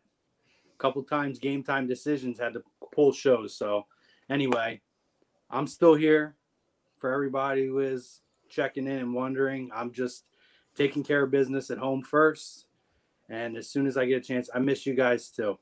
As soon as I get a chance to get back on here more, I'm going to. I've been talking to Tom about trying to figure out ways to get back on. So anyway, I want to talk sports with you guys a little bit, but I want to make sure that I said to you guys here, holding down the fort, doing a phenomenal job, everybody at home who has been checking in, whether it's directly contacting me or dropping comments in the shows and stuff. I just want you guys to know that it's not unseen, it's not unappreciated, and especially with Thanksgiving, I'm very thankful for that. It makes me feel like I still, you guys didn't forget about me. I mean, July's a long time to kind of just disappear without any real time frame. So anyway, thanks to you guys, and I appreciate you all, and thank you. I love everybody. I love you guys. I love the fam, and I'm not going yet. You can't get rid of me yet. Listen, it shows how good you are at what you do, right? I mean, the love and people aren't forgetting, and I say it all the time. Your talent's been missed, but you got more important things to worry about right now, and we're not going nowhere. And we love you, and we keep going. And when the time's right for you, you're boom back in the saddle. And I'm not going anywhere either. You guys can't get rid of me that easily, for Christ's sake. Let's talk some Jordan Mailata. No, I'm just. I mean, it's not I've been dying to find the time to get on one of these shows, because would it be a show without a little bit of one of these for myself? I mean, whose son is he? He's been pretty great. Oh, are we allowed to say son? Yeah, you are. Ask Chuck. I'll throw it around all over the place. And then if I was wrong on my son, hey, listen, I'm still riding. Derek Barnett's still my son, and I know there's a lot of people. We might need to cut ties with that one. No. Well, he's kind of like a stepson. I mean, Mailata has been my guy since day one. So I'm ride and die from my blood. Jordan Mailata is my blood son. He's a fucking monster. Oh, he's a beast. And I loved his quote about, watching Jalen take hits, and he had enough. So he got in a little scuffle, in New Orleans, and I love that stuff. And to me, that's the rugby mentality, right? That's a dude who's in there and he gets it. It's like we are here, right? We're a unit. We're a fam. We all got each other's back, even if we're dumbasses and if we're wrong, we could talk about each other, but don't talk about my family. don't take cheap shots at my family. And Jordan stepped up. I mean, that's what I love to see. To me, that's a leadership quality for a team that needs leaders and young leaders to start to build around for the next step, right? Because the Fletcher Coxes and these guys are going to start phasing out. The Rodney McLeods. You need, and we all love Jason Kelsey, but you need to start finding some of these young guys who can step into these roles now, be those cornerstones and be those leaders. And that, to me, is a sign that this guy might be one of those guys who we're talking about 5-10 years from now. Is I'm not saying Hall of Fame, but a guy that we build around, like a Jeremiah Trotter, those kind of guys. You know, not necessarily a Hall of Fame guy, but a guy who's a cornerstone that has contributed to a sustained success for the organization. Absolutely. The best part about that scuffle too is he kept it within play, so there was no flag. Yep. I'll jump in real quick. So I'm gonna jump out. This is perfect, Chrome, because you tag in, I'll tag out. This is perfect. I've stayed on for like an hour and 30 longer than I probably should have. Yeah. Chrome, great having you back, brother. I Thank look you, forward to seeing you a lot more coming soon, which is, I really look forward to that. Good to see you now. Greg, I hate you for being down where you can actually play golf. And Tom and Frank, I'll see you two on the gridiron tomorrow morning. Everybody, the fam on Friday. Yeah, I'm blocking you. I will block that. You will be blocked, muted, and just I will remove you from my phone. Everybody home, have a safe, happy Thanksgiving. Yeah, I'll see you two on the gridiron. I'll see you guys next week. Later, Rye. See you, Rye. Later. See you, brother. Happy Thanksgiving, bro. And I'm also going to call it a night because I got to get the guy who just logged off tomorrow. I got to drive him over.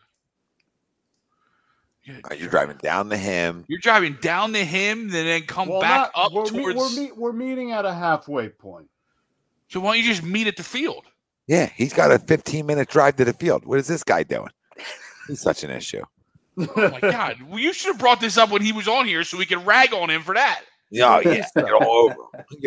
We got to figure it out. We got to figure it out. All right, Frank. I'll see you tomorrow. Frank, happy Thanksgiving, brother. Happy Thanksgiving, everybody. Happy Thanksgiving, Chrome. It's great seeing you again. You too, to the chat, have a happy Thanksgiving, and to our Jewish viewers, I know the great Festival of Lights of Hanukkah is coming up. So next time I'll see you again, enjoy your couple nights of Hanukkah. So happy Thanksgiving, happy Hanukkah, and I will see you next Wednesday. Later, Frank. See you, brother. Later. Whoa. Hey. Yeah, that's better. At least I still look good. Damn. No one needs to see that much of me. Right? You really got up on us. You need to rest your legs. You're hitting the right foot. Oh my God, I can't. But no, Moad has been great, and you're right. He needs, you need to start finding some leaders and some guys who can play to build it. And what better place to start than filling out a left tackle position? That's so important to every team. So important to football. And the fact that he runs blocks like he does. I mean, the pass blocking skills are only going to get better, but the ability to run block, at the rate he does it at, is just the big part of our success up front. Huge part of it.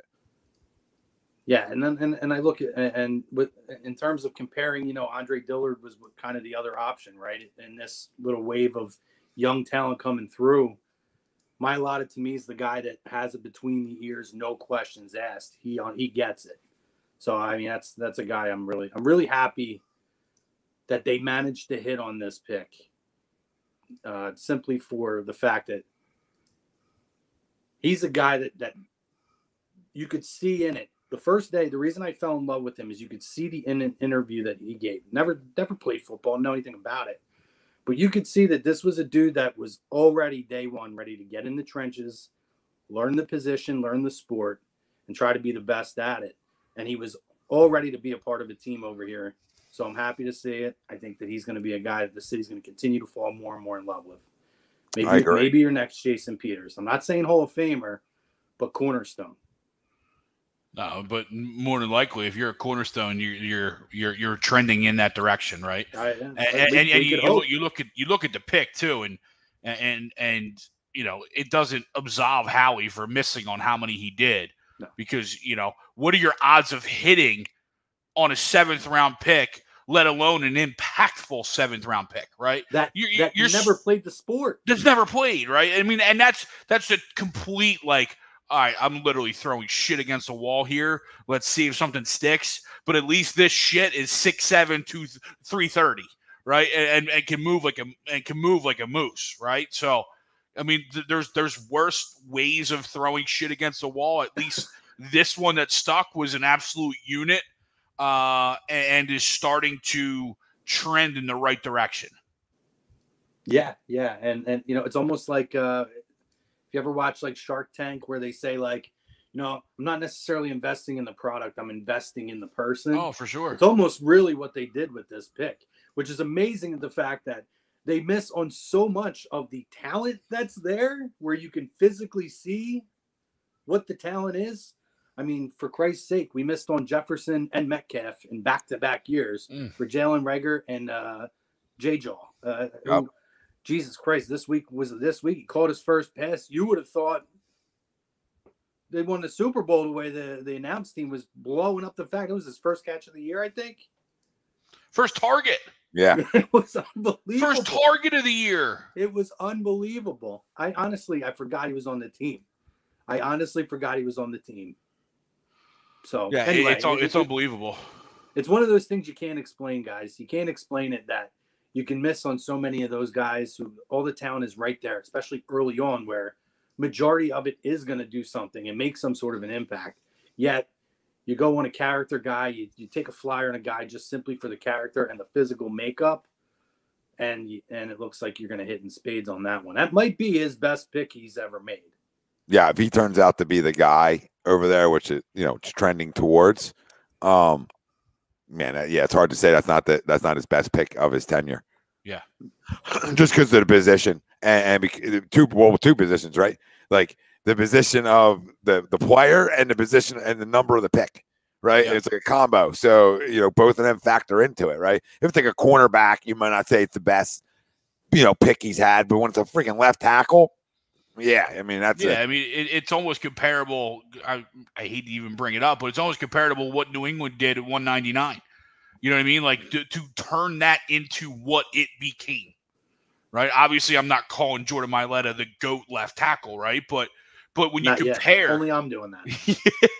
But when you compare the draft picks and to Tom's point, the positional value of what they potentially turned out to be, right? You go get your 20-year franchise quarterback at 199. Yeah, sign me up every day, right? You go get a starting left tackle in the 7th round. You finally did something. Yeah. So I don't know. What do you guys? Maybe I missed it. What do you guys think of this team? Are we turning a corner? Is this team better than we thought it was, and it just needed a little bit of time to work through it? And I'm not saying necessarily Jalen Hurts. I'm saying as the team overall right now is playing very well. Yeah. Although I'm a little concerned, fourth quarters are still a problem. They did a lot to try to give that game up on Sunday. Yeah, they did. Well, it's second halves in general, right? I mean, it's the trend we saw last year with Jalen Hurts in those few starts at the end of last year, right? The second half adjustments continue to befuddle, and we always obviously throw it on the coaching because they all obviously have to make those adjustments as well, right? So that continues to be an issue because I agree with Rome. The last couple of games, although we've won, and that's the most important, those second halves. In the small spots that he's had to be good, he hasn't been good a lot. Yeah. You know what I mean? And thankfully, a lot of those games, like you look back at the what was the game before last? The Denver game. Like the Denver game, like that pick, if Denver doesn't fumble going into the end zone, that Slay returns, then that pick looks a little bigger of a deal than what it truly was in the game. Now, coulda, woulda, shoulda, right? All that happens, but they're finding ways to win games. This one, I know, Tommy, you had a close game. I had a close game. I think this week's a close game. I think this is just an NFL coming back to check in to see how you are, right? Coming in, Giants are in turmoil. Eagles have been playing very well. What continues? Does the Giants wake up, or do the Eagles continue to roll? Yeah, I mean, it's tough to call any divisional game, a trap game, but this feels like a game that they should, with the way they've been trending, win handily, double digits. However, I could see this being a game where the Giants figure it out, at least for a week, and this becomes a lot tougher of a game. I still think they win this game by 13, something around the range of, 31-17 or 31-18, something around that range. But I have my concerns. I have my concerns with some of the things I've seen. And again, I think with Jalen, I think a lot of the problem early in the year was, I'm not saying Sirianni wasn't running the football. However, when you're running the RPO, a lot of that's on the quarterback as well, in making the right decisions on when to hand the football off and when not to. And he was never doing that. He was going for the home run or he was taking off. He wasn't utilizing the run option in the run pass option. So, or unless it was his own legs. So I do think he's gotten better with that through the year. And I do think that there has been an emphasis more on calling running plays, which I think is encouraging that they're adjusting as the season's going on. But my concern now, the arm is what it is. He's going to have to figure out how to strengthen that arm. Yeah. I haven't seen accuracy be as much of an issue, minus the 2 missed passes in the game a couple weeks ago to Devontae Smith and Goddard. Yep. Horrible misses that cost them a game. Aside from that game, I actually think his accuracy in terms of that has been fine. It's almost like the Carson thing, right? Carson was overthrowing a lot of balls. He's underthrowing everything. And it's not for, a lack of the accuracy. It's a lack of the arm strength. He's got to definitely get that arm strength up. If he can do that. And it's timing too. A lot of that's timing, right? Yeah. Yeah. And seeing it before you throw it, and then being able to be on the money. Yeah, and that's knowing your receivers, knowing their speed and how quickly they can get down the field as well. So I have seen things that he has improved on this year, and I think that he's continuing to trend in the right direction. I've heard a lot of talk. Do you go after Russell Wilson next year? What do you do? This and that. I don't know that I do. If he continues, even just at this level right now, I think he's done enough to go into next year as your starting quarterback. If we see a regression as the season goes on, then maybe I look at a Russell Wilson. But, I need him to close out better. That's where his decision-making has not been good in the fourth quarter specifically. Because sometimes he comes out and he's still pretty decent in the third quarter. But I've seen a trend now of 2 or 3 weeks in a row where the fourth quarter and making plays at the end of the games has been a major issue. And a lot of it's been his decision-making. Yeah. And to add to that, he's taking hits that he doesn't need to hit when he should be sliding. Now it's weird because sometimes it looks like he's got his head and shoulders and he's got the slide and he's getting out of bounds when he should. And sometimes he's going for the extra yard when he doesn't need to go for the extra yard. Yep. And that's when he's taking hits. And that's where I have a problem. So he's got to figure that out. Absolutely. Crum, to your thing is like, how good are they, right? In a way, and how are we feeling about this week? Like, I don't know. I was saying earlier, we break it in the quarters, right? Like the seasons in a way. And over the last 4, the winners are 3 out of 4, right? So it is what it is. I mean, clean, ugly, doesn't matter. That's what they are. They're winning football games. So I feel like they're turning a little bit of a corner here. But it all depends on if they're willing to run the football like they have. If they're willing to understand that this is who they have to be. As long as Jeffrey Lurie does not get involved in this football team will continue to be successful for the rest of the year because of who they're playing and because of what they've been doing. There's going to be games where somebody gets you, right? That's just the NFL, right? But I think this Sunday's going to be close. I had 27-21, and I think it's closer than people think. I think you're going to get a desperate team in the Giants. I just don't think they're good enough. And there are things I do need to see for Jalen, even though I'm giving him next year, right? Granted, he hasn't been put in a lot of these situations, but I need to see a comeback. I need to see the ability to drive your team for a game-winning field goal, right? And that's not the end-all, be-all, because I'll just take wins besides any of it, right?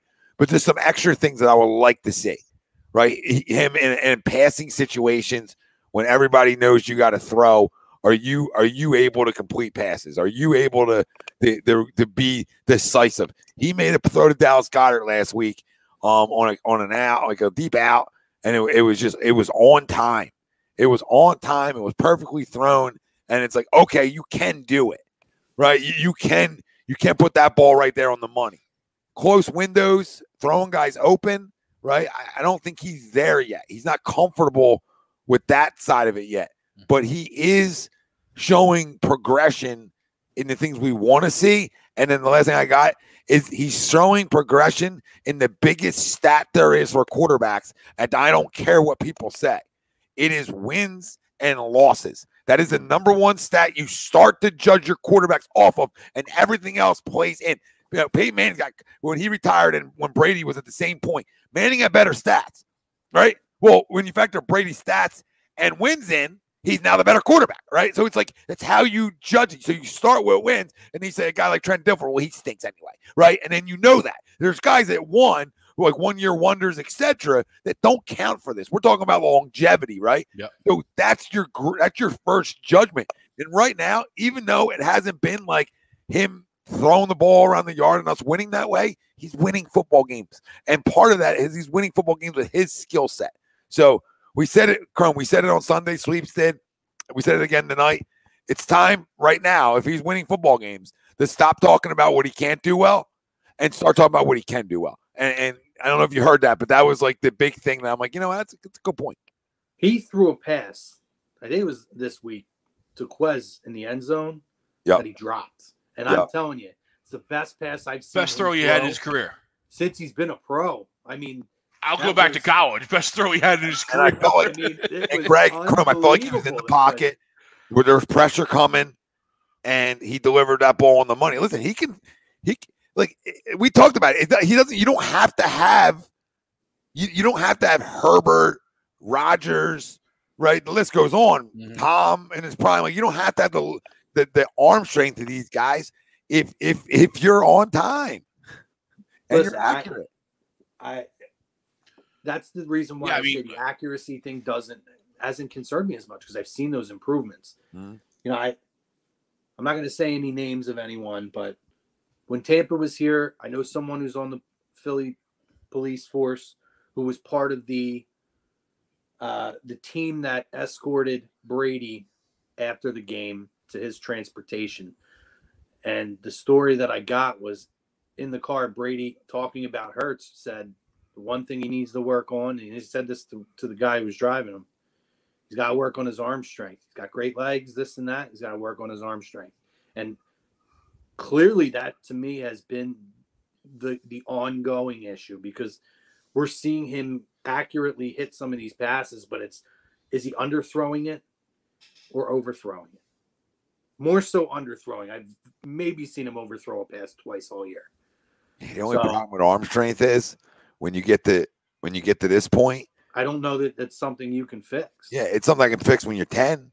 Yeah. Something I can fix when you're 12. I can get you doing things to strengthen it and make it stronger, long tossing. I mean, I guess there's still ways to strengthen it, right? I guess there is in the world we live in today, right? I mean, there's got to be tricks to it, right? But to the point of, like, I don't know, dude, do you really, like, how much stronger is it going to get? Yeah, I don't think. Yeah, to your point, you're absolutely right. I don't think it's going to get substantially. But then again, we still got 45-year-old TB zipping balls in there. Yeah, I mean, we use the long toss for baseball, right, Greg? Yep. So I mean, you would think like long tossing a football would give you those same results per se, right? In terms of like, my arm just got so much stronger because I did it. Fucking Sixers. God damn it. Damn it. But yeah, so listen, I think there's positives of them, and I think there's things that you need to work on. But the thing I do like is a consensus around this city that I've felt and I've seen is that people want that next year. People want the junior year. That's important. I mean, listen, this year was yelling. It doesn't matter how many games he's played because it's not his rookie year. But I also understand how important that third year is in every sport. To me, that third year defines who you're going to be. We're going to know, right?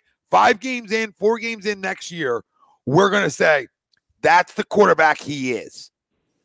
Like if he doesn't improve on stuff, then we're like, this is who he is. If he gets better, then we feel like that's still going to progress, right? So if he gets better next year, we expect that fourth year, that senior year, hey, I have arrived as your franchise guy. That's sort of how it works for guys who need a little bit of nurturing, per se, when you're coming from a certain way that you're able to get away with in college to the next level, right? Jeremiah, you're the GOAT, brother. We can't thank you enough. You've given so many super chats. Jeremiah, I'm going to get something out for you.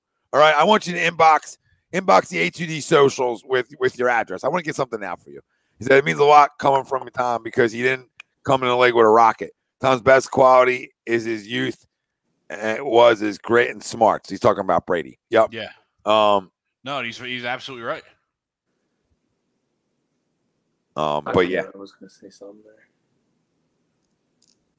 Oh, you know how big I've been on this, Tom and Greg. I've said this to you guys a number of times on shows, right?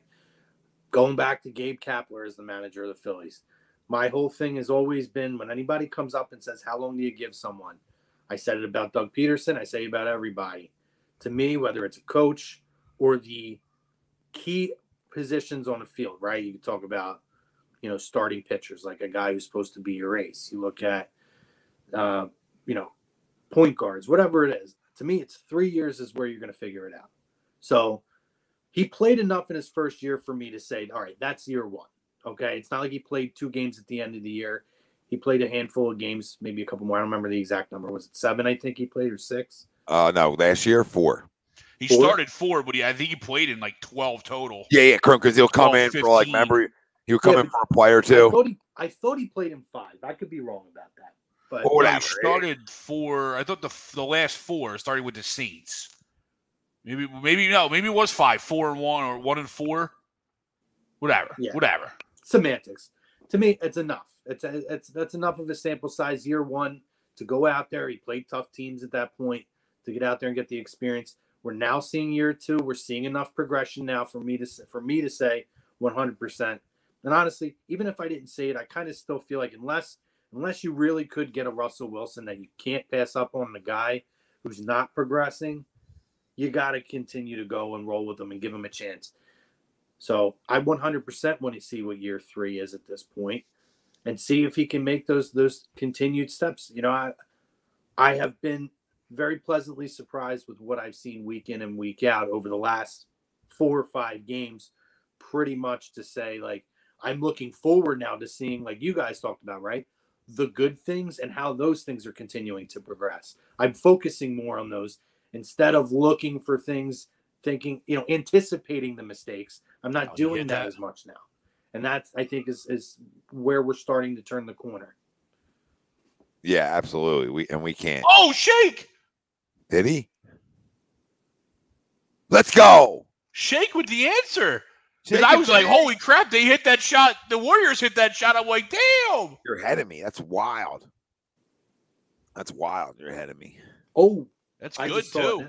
That's a huge bucket, especially when you got the plus 11 factored in here. Let's go, Shake and Bake. Let's go, Shake and Bake. What did I say, Greg? I thought this was going to be a tough one tonight. They were going to fight. We all laughed at you. They're scrappy, dude. Even if they get the doors blown off in the fourth quarter, it doesn't matter. They're scrappy. Yeah.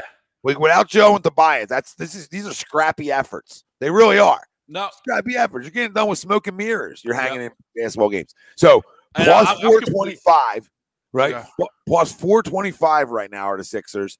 And then you can get them at plus 6.5. I feel like they go in on the plus 6.5. Like I just feel like it might be close. I don't know. We're gonna go. Wow. We're gonna do it. We're gonna do 6.5 too. I can't believe they're still that. Well, I guess they are down. So plus 425. I feel like you just throw $2 on it. Yeah. Throw Finsky. I mean, $3 pays $15. Yeah, absolutely. I know somebody had a question, Chrome, for you. It's Sixers related, even though it doesn't feel like it. Somebody asked your opinion on Ben, and that was like a while. I feel like it was like a while ago. But I saw it. Was it that question from Nick that he was asking? Yeah, it might have been Nicky. Oh, Ben Simmons. Wow. Come on, guys! Everybody get in at 6.5. Get in at 6.5. Let's go. Let's go. It just went down to plus 325 now, and down to 5.5. and after the that hit. Yeah. Kings stink, by the way. So we will absolutely throw a 10 spot on the Trailblazers right now. In terms of Ben, and I mean, for one thing, I'm proud of this team because this team on the court, the unit on the court has not allowed this to be a distraction. And you look at a guy like Maxey, right, who has turned this opportunity into a legitimate debate on if Ben does come back. Do you stunt the growth of Maxey at this point? Because you already know Ben's not going to be the long-term solution now. There's no question that even if he's back, Greg might think otherwise, Chrome, but the rest of the public. No, I mean, listen. I was going to say, do we really know? Because we know more. I just say that in this instance, we know more. He's not selling short. No, he's not selling short. And that's fair, right? That's completely fair. That's a fair point of the GM to not sell for pennies on the dollar. Well, let me say this too, right? You know, I don't know how factual the report is, but I'll mention it just in the conversation. The report from Howard Eskin today that he has a source close to Ben that said that he might be back sooner than people think because he's going broke. He's spending money at an extreme amount of rate, and he has no income coming in. Because he's got nothing else to do. So I look at this, right? And I'm looking at Rich Paul. And I'm saying, what are you thinking, dude? You're supposed to be the super agent who gets things done. And you have advised him every wrong turn along the way on how to handle this situation. There's no accountability. He took no accountability to anything. All he had to do was say, listen, I came out last year, shit the bed. I'm putting the work in this year, and I'll come in. He could have said behind closed doors, I still want to get moved, but I'm going to come in with the right attitude. I'm going to put the work in, build up my stock, and then you guys move me. If he really thought, and I have to think that a lot of this, too, is Rich Paul feeding the ego behind closed doors. Because Rich Paul hates the Sixers anyway. He's getting sued because of the whole Nerlens Noel situation. So, or I think that maybe that was already settled. I'm not sure, but he hates the Sixers already. So the fact that the way he's advised him along, like I have to look as an NBA player because we haven't seen this, guys. How many times have I talked? I know I talked about this with you, Tom, that the players have seemed over the last couple of years, not just in the NBA. You look at Major League Baseball, guys like Nolan Arenado and these guys who have forced themselves out of big money contracts early in the deals when it's any other, 3 years ago when a deal like that was made, he said there's no way they're moving somebody with that length of contract and that much money, right? Carson Wentz this year, take a dead cap hit. They move a guy who a year and a half ago people thought there's no way they're ever going to be able to move that contract. Yep. You look at it now, and I absolutely pat Daryl Morey on the back for having the cojones. And really, it's because he is who he is. It's because, as much as Rich Paul wants to think he's the super agent of everything, Daryl Morey's the super exec of the NBA. He might be the one or two most respected in the NBA. And you look at how he's handled this, and he says, I don't give a shit. We're not getting rid of you. We're not selling ourselves short. And if you want to sit out, have at it. And the whole mental health thing, listen, I've been open on A2D radio and I've talked that I've gone through that stuff. As a person who has had that be a thing, I'm insulted by it because I see a guy who suddenly it's an issue. Then when the organization extends an olive branch and says, okay, cool, let us help you. We'll set you up with somebody. He wants nothing to do with it. To me, he's using that as a crutch because it's a popular topic now. Oh, it's absolutely. It's a way for him to try to deflect. But again, has it worked? I don't think so, because despite using that, he is still the villain in this. Well, you call somebody's bluff, right? So what the Sixers did is they said, okay, we'll get you with our doctors. We're going to call your bluff, right? Then you refuse to meet with those doctors for a minute. And they're going to be our doctors, right? Not going to be your doctors. Not your doctors, right? Our doctors. So you meet with them for a minute, and then you let your camp leak out, supposedly that you don't trust their doctors now, right? So now we're playing I don't trust the doctors. So you're using every little card you can use here for the agenda, which is a fake mental illness throw around Like I've said it a million times on here, it's a joke. It's a disgrace to the people that go through this every day for you to use it as a crutch and a lie, and so you don't have to show up somewhere because you want out. It's disgusting. It's disturbing. It's everything that he is, right? That's a guy you can't trust. That's a guy you don't want in your foxhole if you're a player here. And Daryl Morey, you know, the only thing I've been critical of this organization. This isn't Daryl. This is ownership for a second. They got to give the green light, honestly. When you're talking about a player this caliber, everything's got to go through them. So they might have denied trades up top that we don't even know about, right? That maybe have been on the table that they don't feel like it's enough. Even though Daryl has the right to do whatever he wants, when you're talking about Joe and you're talking about Ben, that comes with a sign-off, right? That's not Danny Green. That's not Al Horford. That comes with somebody saying, hold on. And I think there might have been a few hold-ons, okay, for a couple of reasons. But and I want your opinion on this, guys. I just feel like this organization owes this city something right now, and they got to just move it. They got to just move it. If it's 50 cents on the dollar, then it's 50 cents on the dollar. You have Tyrese Maxey. You have your starting point guard for the next X amount of years, right? You need to move it. But listen, whatever they decide to do, I'll buy into. I mean, you want to go, Greg, or you want me to go here? No, go ahead.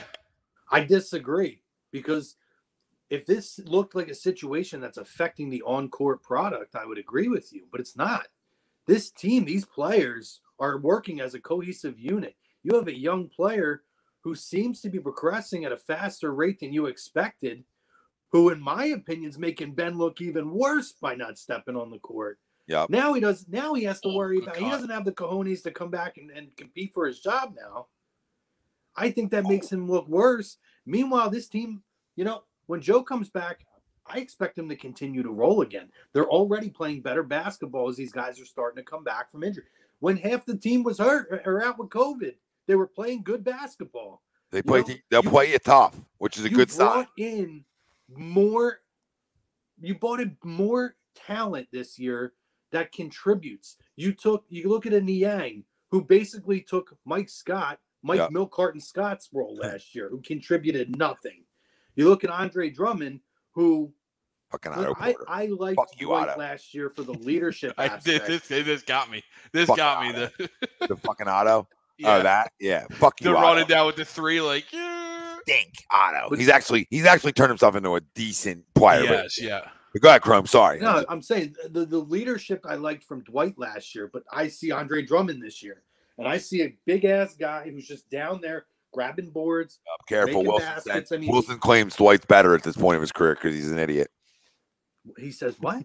he when we signed him, he's like, Dwight's better than Andre Drummond. I'm like, yeah, career-wise, you can make that argument, but not right now. Andre Drummond, I used to call him hollow numbers, right? Because he always put on bad teams, so they just didn't matter, right? But the guy's a walking, I would say, at this point in his career, he's a walking six, right? 6 points, 8 points, but he's going to pull you 20. Yeah. Walk 2 shots, and he literally gets grown man rebounds. He really does. He'd start for the bottom third of the teams in the NBA right now.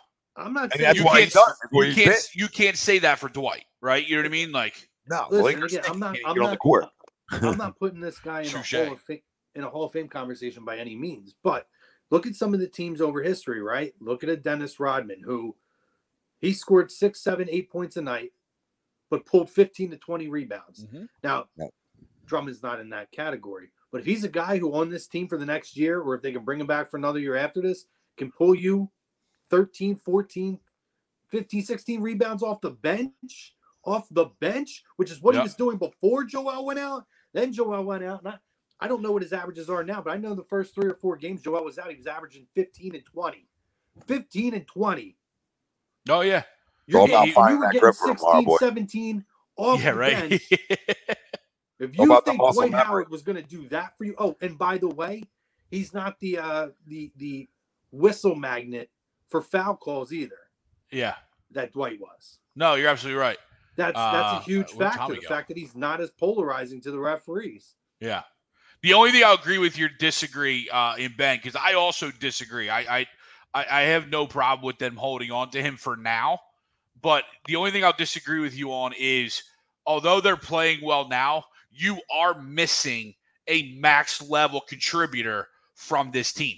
On right? the defensive end, I agree. On both sides, I think because we went through stretches before the whole Joel went out, right, where you lacked a little bit of punch, right? Before Maxey turned this corner, you know what I mean? We lacked some punch. We lacked that third option, that real third option, that when shots are going, Maxey, Furk, Niang cover that up. But those nights where those shots aren't hitting, you're lacking that other third option. Because let's call it what it is. In the regular season, Ben still got wins without Joel. Right? This team without Joel is a desert of great moral victories, but very few actual victories, right? Now, they're playing tough, and from a young group like this that we're seeing tonight, that's all fine and good for now. But at some point, we're either going to need Ben or you're going to need the group that you get from trading Ben to contribute, because you are missing that max level contributor on this team. Yeah, I just don't think you miss. I never looked at him as a third option. To me, he was never a scoring option. I mean, is he a guy? No, he's not a scoring option, but you can't disagree with what he did in the regular season, especially with the likes of when Joel was out. But my thing is the NBA. I don't think the regular season matters that much. Well, no, it obviously doesn't, right? Time. It obviously doesn't, because if it did, we wouldn't be, we wouldn't be having these issues, because we wouldn't necessarily, it wouldn't be that big of an issue, right? Because of that. But because that's all Ben does is regular season numbers, then, we have those issues. Just kicked me out. Tom said it kicked him out for no reason. Yeah, obviously. He's working his way back in. But I just think my thing is, I do think they miss the defensive aspect. I do think that that's something that this team could use, particularly in games like this, close, where you need somebody who can step in and shut down a guy like a Curry or a Draymond Green or whoever it is, or Poole, or these guys who are knocking down shots. I agree with that aspect. In terms of the offensive aspect, I mean, is he a guy who could find the open man? Sure. But I look at the talent level of scorers on this team that is exceedingly better than we've had in years past. I think that can counterbalance that. The fact that I'm seeing some of these guys having a guy like if Joel's out or Joel is on the bench, I have faith in Drummond, who I'm seeing guys aggressively go at the hoop. I'm seeing Furkan do that this year. Yeah. I'm seeing more aggression from Furkan this year to go to the hoop, who these guys are drawing fouls. Or you have you have a Drummond under the hoop who can grab the rebounds and kick it back out or try to stuff it back. I'm seeing almost a different identity in certain situations from this team that we didn't have before, because you didn't have enough scoring. It couldn't just be Joe and Tobias and sometimes Ben if he was feeling aggressive enough that night. You have, and Furkan, if it was one of his good nights, you're seeing these guys be more consistent. Like Niang, I'll be honest, I didn't know anything about the guy. Didn't really know much about him. I knew him real well. I watched him a lot in college. Well, so I knew him real well. I didn't realize what he turned into at the pro level. Oh, he's naturally when he got here, but he also wasn't getting a lot of minutes where he was. Right. You know what I mean? He was always that, 8th, 9th option off the bench where he was. And then, of course, he comes here, and now he's filling a role. Yeah. I mean, so I look at that and I say, okay, well, we're talking about what Ben meant to the team before with Joel in the lineup or without in the lineup. But I look at this team now and I see, I don't know. I just think there's a different chemistry to the team. No, I agree with you there. There's completely different chemistry. I don't know that Ben's made it possible now for him to, fit into that chemistry either. Yeah, no, it's definitely going to be an awkward return when and if it does happen. Like, I think at that point, it comes into, all right, you're just going to do not play, You know what I mean? Like you're on the active roster. Just don't show up, though. Like we'll end up paying you at this point, just for you not to show up, as opposed to what's going on now, where you're just not with the team. You know what I mean? I'm curious, right? If he does sit out the rest of the year, what happens to that 1 year? Does that tack on? Does that essentially, is his contract like that as a year tacked on? Or is that a lost year of just no salary and a year off the contract? From my understanding, I think it's that last one. It's just, you just lost this year. Like it's not like we put it on pause and then, we still potentially then whatever, say he's got 5 years. Yeah. After this year, it doesn't stay at 5. It goes down to 4 and you're just SOL. But yeah, I mean, he's definitely created a dynamic that I don't think we've really seen in sports. No. Because not in the NBA. And especially in the NBA, you're right, because in the NBA, the players have all the power. You know what I mean? And it's almost like Daryl Morey and the Sixers are kind of like, what do you mean? You're on the contract. You got to be here. Yeah. And it's just one of the first times that we, as you said, in the NBA, haven't seen a player to this point, especially of that caliber, work himself out.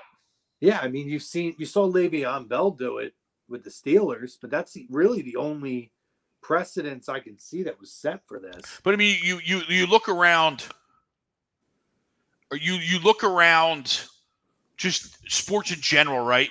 And the point you brought up, with Arenado and all these guys, like you always think that these guys are untradeable. But yet you look back and like Vernon Wells got traded like 7 times after he signed that massive deal, right? Yeah. So you're always going to be able to trade people. It's just it's harder in the NBA when obviously you're going to match salaries. Yeah. And it's harder to trade somebody if you're expecting something back. So I think that's where that dynamic comes into play here is it's the NBA. You got to somewhat match salaries.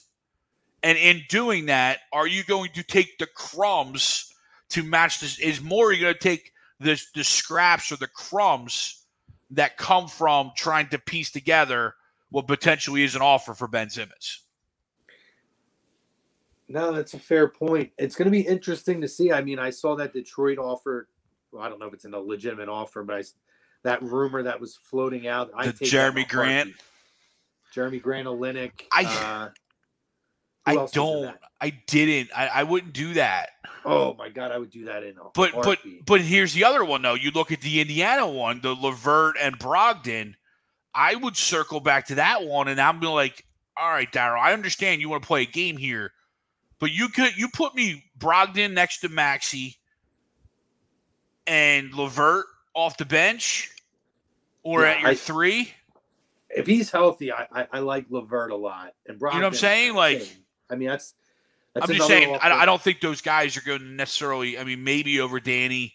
I just obviously understand what they have. I think they understand too what they have in Seth in the starting lineup, and that stretch the floor aspect. So, it would have to be some superstar coming in to almost supplant Seth as a starter.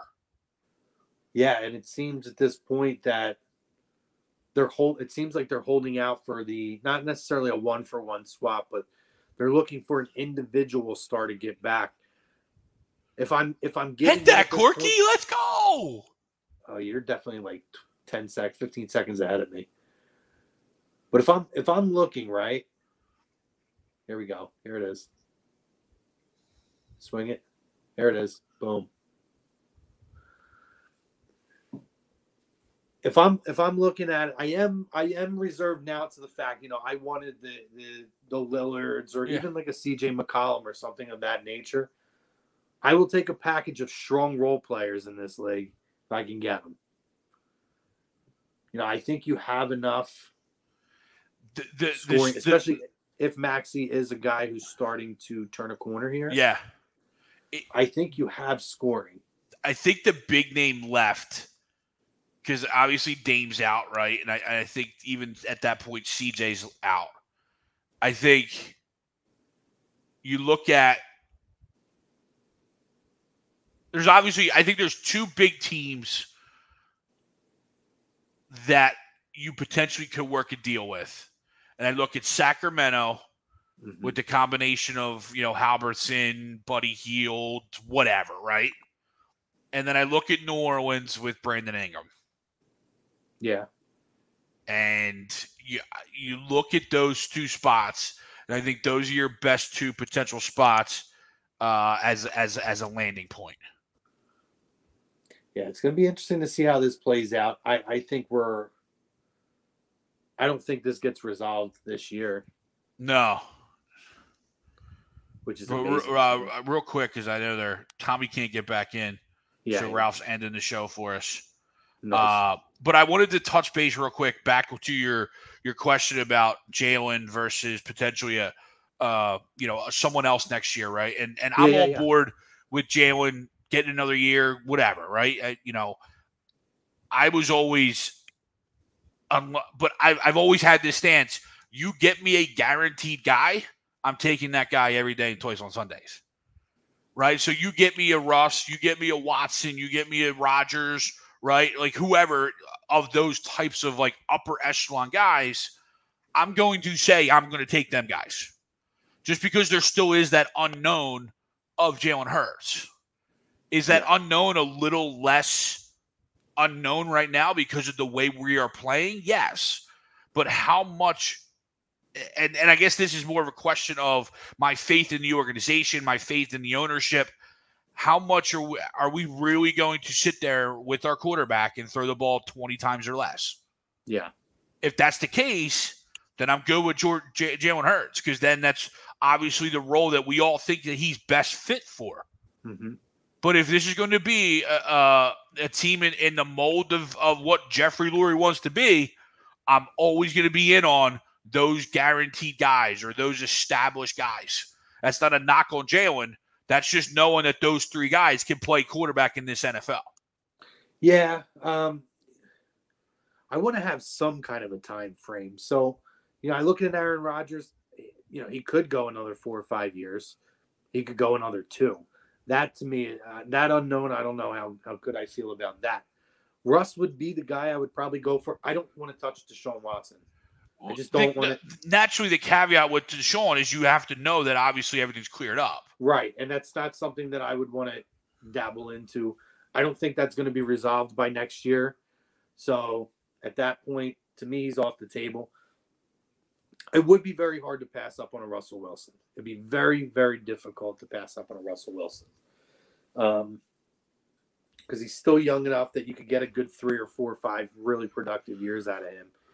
And the other thing too, Greg, I've always been a proponent for, it's almost like baseball, right? When people harbor these prospects, and you make a deal for a guy that you try to, that you think is going to be able to get that final move done to get you over the hump. And I always said it, and I know I'm not bringing it up to be a D-bag, although I haven't done it in a while. I look at 2011 when we made a lot of moves. 2011, the Cardinals made a lot of moves to try to shore up their bullpen and do different things. They traded a lot of prospects away. And I remember people at the time saying, "Oh, I can't believe you're trading it." To me, I said it then, and I stand by it now. If I trade a prospect or the NBA, a young guy that you draft for an established talent that produces on a championship team, I don't care what they become. Yep. That deal is worth it because you guarantee, like you said, you guaranteed that championship. It's done now. That championship's yours. It can never be taken away. Yeah. And that was a move that helped you get there at that moment. Sure. Because you know what? That guy could end up being fantastic. Jalen Hurts could turn into Mike Vick and become a phenomenal Hall of Fame talent. Not likely, but it could happen. Sure. Right? Anything could happen. But if I can get a Russ, but he may not, he may do it eventually down the road. It might be for another team. He may not even do it here. But I look at it, if I could go out, to your point, Russell Wilson would be the one I would be the exception for. If you can go out and get him, you can win a title with him in 2 or 3 years. I don't care if Jalen Hurts is, is Mike Vick 2.0, and Mike Vick's probably one of my favorite quarterbacks of all time to watch. Yeah. That deal's worth it. Whatever he does down the road doesn't matter because you got that championship. Yeah. So I've always been a proponent for that. So I can't say that I disagree with you on that. I'm just, like I said, I think the kid's done enough to earn it. So unless you're bringing Russell Wilson with the prospects of what you have, right? And in a scenario of you got 3 first-rounders, wherever they end up falling, you got $80 million in cap or whatever it is now that you extended a couple guys, right? It behooves us, and we said this, even a guy like me who's still very weary of Jalen Hurts. The best thing for the Eagles is for Jalen Hurts to be, competitive, right? Yeah. And to be the guy so that we don't have to go back to this well next year. And then we talk about it ad nauseum, right? You look at this year and this crop of quarterbacks coming in, and are any of them head and shoulders above what you already have at Jalen Hurts? No. You could probably make an argument for maybe 1 or 2, but they're not. It's not head and shoulders. It's just, you know what I mean? It's all right. This guy might be better. This guy might have a better arm strength, right? I look at like Malik Willis, very similar players. Malik Willis has probably got a better arm, probably a bit more accurate, right? Mm-hmm. But again, he's playing at Liberty, right? He's not playing at Auburn anymore where he started. He's playing at Liberty. Yeah. You look at Matt Corral. Can Matt Corral throw the ball? Matt Corral might throw the ball, but can he run it as well as Jalen? Probably not, right? Kenny Pickett is more of like your traditional pocket guy, but he wears 2 gloves and he's a 5th-year senior from Pitt. Like what, you know what I mean? Like when you factor in all that, like are any of these guys head and shoulders above where Jalen's at? And you can't really say that. So with that in mind, I absolutely agree that you give him the year unless he just completely tailspins, which you don't see it happening. But at least unless he completely tailspins and then our pick ends up being back in the top 5 like we were 3 weeks ago. Yeah. Or 4 weeks ago, right? And that's the other thing too. You're talking about, getting a quarterback in the draft, right? We were looking at a top 5 pick, probably a second one in the top 10 or 12. And now you're looking and Miami's starting to play a little bit better football now. Yeah. Obviously Indianapolis seems to have turned a corner now. Carson's been playing well all year. By the way, for all you idiots out there. Isn't it crazy how like the Indianapolis Colts realistically could be like 7-2, 6-3, right? I mean, like you lost 2 overtime games. Yep. And games that you handled. Like you lost the Baltimore game, like for some reason, because your kicker couldn't kick. And there was another close one, I think Tennessee, you lost in overtime. He turned Tennessee he turned the ball over because that's what Carson Wentz does. He cost them 1 game. The other games, honestly, he played well. Yeah. His worst game was well. He's played really great in a lot of the games this year. Exceptionally better than we've seen him in a while. I think I saw where some of his statistics are almost at the tier of what we saw in 2017. Yeah. And I think that people need to understand that. There's the whole they haven't beat anybody. They beat San Francisco. Well, San Francisco's looking pretty good right now. Mm-hmm. I mean, there's some teams that are looking pretty good. Yeah, I mean, you could sit there. You could sit there and say the same thing for the Eagles, right? Who the Eagles have beaten? Sure. In reality, right? And the other thing too is I don't know how you guys have felt about this year, but it's a very weird year because you're seeing teams that are losing to teams that they should not be losing to. I feel like you're seeing it a lot this year. A lot of upsets this year, and then like stupid Cleveland. Upsets. Like stupid upsets, like the Jets beating Tennessee, Houston beating Tennessee. Who beat Arizona? Well, I don't think they had Kyler in that game though. No, I thought they lost a game with Kyler that you just scratched your head with though. But regardless, right? You know what I mean? No, but to your point though, you were absolutely spot on. Like, what are some of these games doing? You know what I mean? Even look at Washington. 105-93. Yeah, Washington beating Tampa Bay, right? That was unbelievable. That game cost me a fucking parlay that would have won me $600, by the way. Cost me a 5-leg parlay that would have won me $600. I was so pissed. I'm like, I got this locked down. Yeah. But, it's just been a real weird year with that stuff. So, No, it definitely has. Well, Cromer, it's been great to see you, brother. You too, brother. It's been a while, but with you guys. we obviously all understand and praying for you, brother. But I know Ralphie's in the back end. It's going on 3:40 of a show. Let's wrap it up. Ralph, can you throw up some reads here? Every Wednesday night we are brought to you by Sunrise Detox. Sorry, Ralph.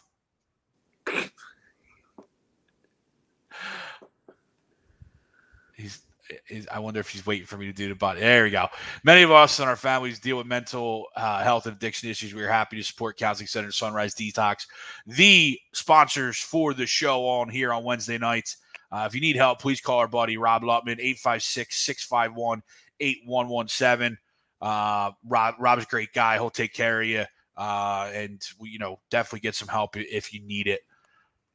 We are also brought to you by Body Check Wellness. Black Friday's coming up. Bodycheckwellness.com, promo code A2D for 25% off. I use the hand lotion, the back roller all the time. It is phenomenal stuff. I know Tommy loves the clarity and focus. He loves that stuff. Check out bodycheckwellness.com, promo code A2D for 25% off. Also, you get 20% off. However, for Black Friday, the entire site, no code needed, 25% off over at manscaped.com. Unlock your confidence. Always use the right tools for the job. If they do have a spot for a code, put it in A2D, but you're already getting 25% off on Manscaped. The products are phenomenal. I got my monthly box or every few month box coming in. It's phenomenal. All my Disney peeps out there, you're walking around parks. It gets hot out there. Get that ball deodorant. Ball deodorizer. Then the ball wipes too. You need a little freshen up. Oh yeah. That's it. And FanUp, awesome. FanUp is the best way to enjoy fantasy sports, daily NFL, and now NBA contests and more. Win great prizes. Sign up today. Use code A2D for 5,000 bonus points. That's a $50 value at FanUp.app. I know I'm on it at least once every day. Putting in at least one lineup. That 5,000 points lasts you a long time. Most of their contests are probably $100 or 100 points to enter. You can enter up to as many as you want. Lasts you a while. Go to FanUp, FanUp.app. Download it right to your iPhone. Awesome fantasy sports app. And then, of course, we are always brought to you by our doc, specializedphysicaltherapy.com, Dr. Paul Vidal. 2 locations, Cherry Hill and Burlington. Right? Cherry Hill, Burlington? Yeah, no Princeton. There you go. Cherry Hill, Burlington. Gone, yeah. Find him on the web, specializedphysicaltherapy.com. Dr. Paul Vidal and his team are the GOATs. Help you out with anything except all or most major insurances. Ralphie, is that it? Gleason's Bar. Oh, I knew it. Gleason's. Before I came down to Florida, I drove up to get a Gleason's cheesesteak, and boy, was it worth it. Oh, boy. Gleason's Bar is located at 6700 Mill Creek Avenue in Levittown. Use promo code A2D for 10% off your order wherever you dine in, take out, or online. Gleason's Bar and Steaks.com. When I went in there and said I was from A2D, Melissa, the bartender, lit up. Her face lit up. She was awesome. I had a live one there. It was phenomenal. And then I brought some home for the fam. Tommy, Lena, Big Tom, and myself had another one. Even heated up, it was delicious. So you know how good it was real. And then is that it, Ralphie? All done. Thanks, brother. All right, fam. If you're sticking with us, we appreciate you. 3 hours and 40 minutes. Can't thank you guys enough, especially at this time of Thanksgiving. For Ryan Brodo, for Nate Moss, for Frank Vespi, for my man Ralph Del Vecchio in the back now. He wasn't on tonight, but he's in there now. For my good buddy Cromer. Good to see you, brother. Always. Miss you, pal. Miss you too. Obviously, the Godfather, Thomas Darnone. I'm Greg Milokovic signing off. Thank you so much. Happy Thanksgiving to you and yours. Happy Thanksgiving. I don't know if there's any shows coming on tomorrow just because of Thanksgiving, but I know me and the boys will be on Sunday night. So, worst case, we'll see you Sunday night. Thank you for chiming in. Like, share, subscribe. We out.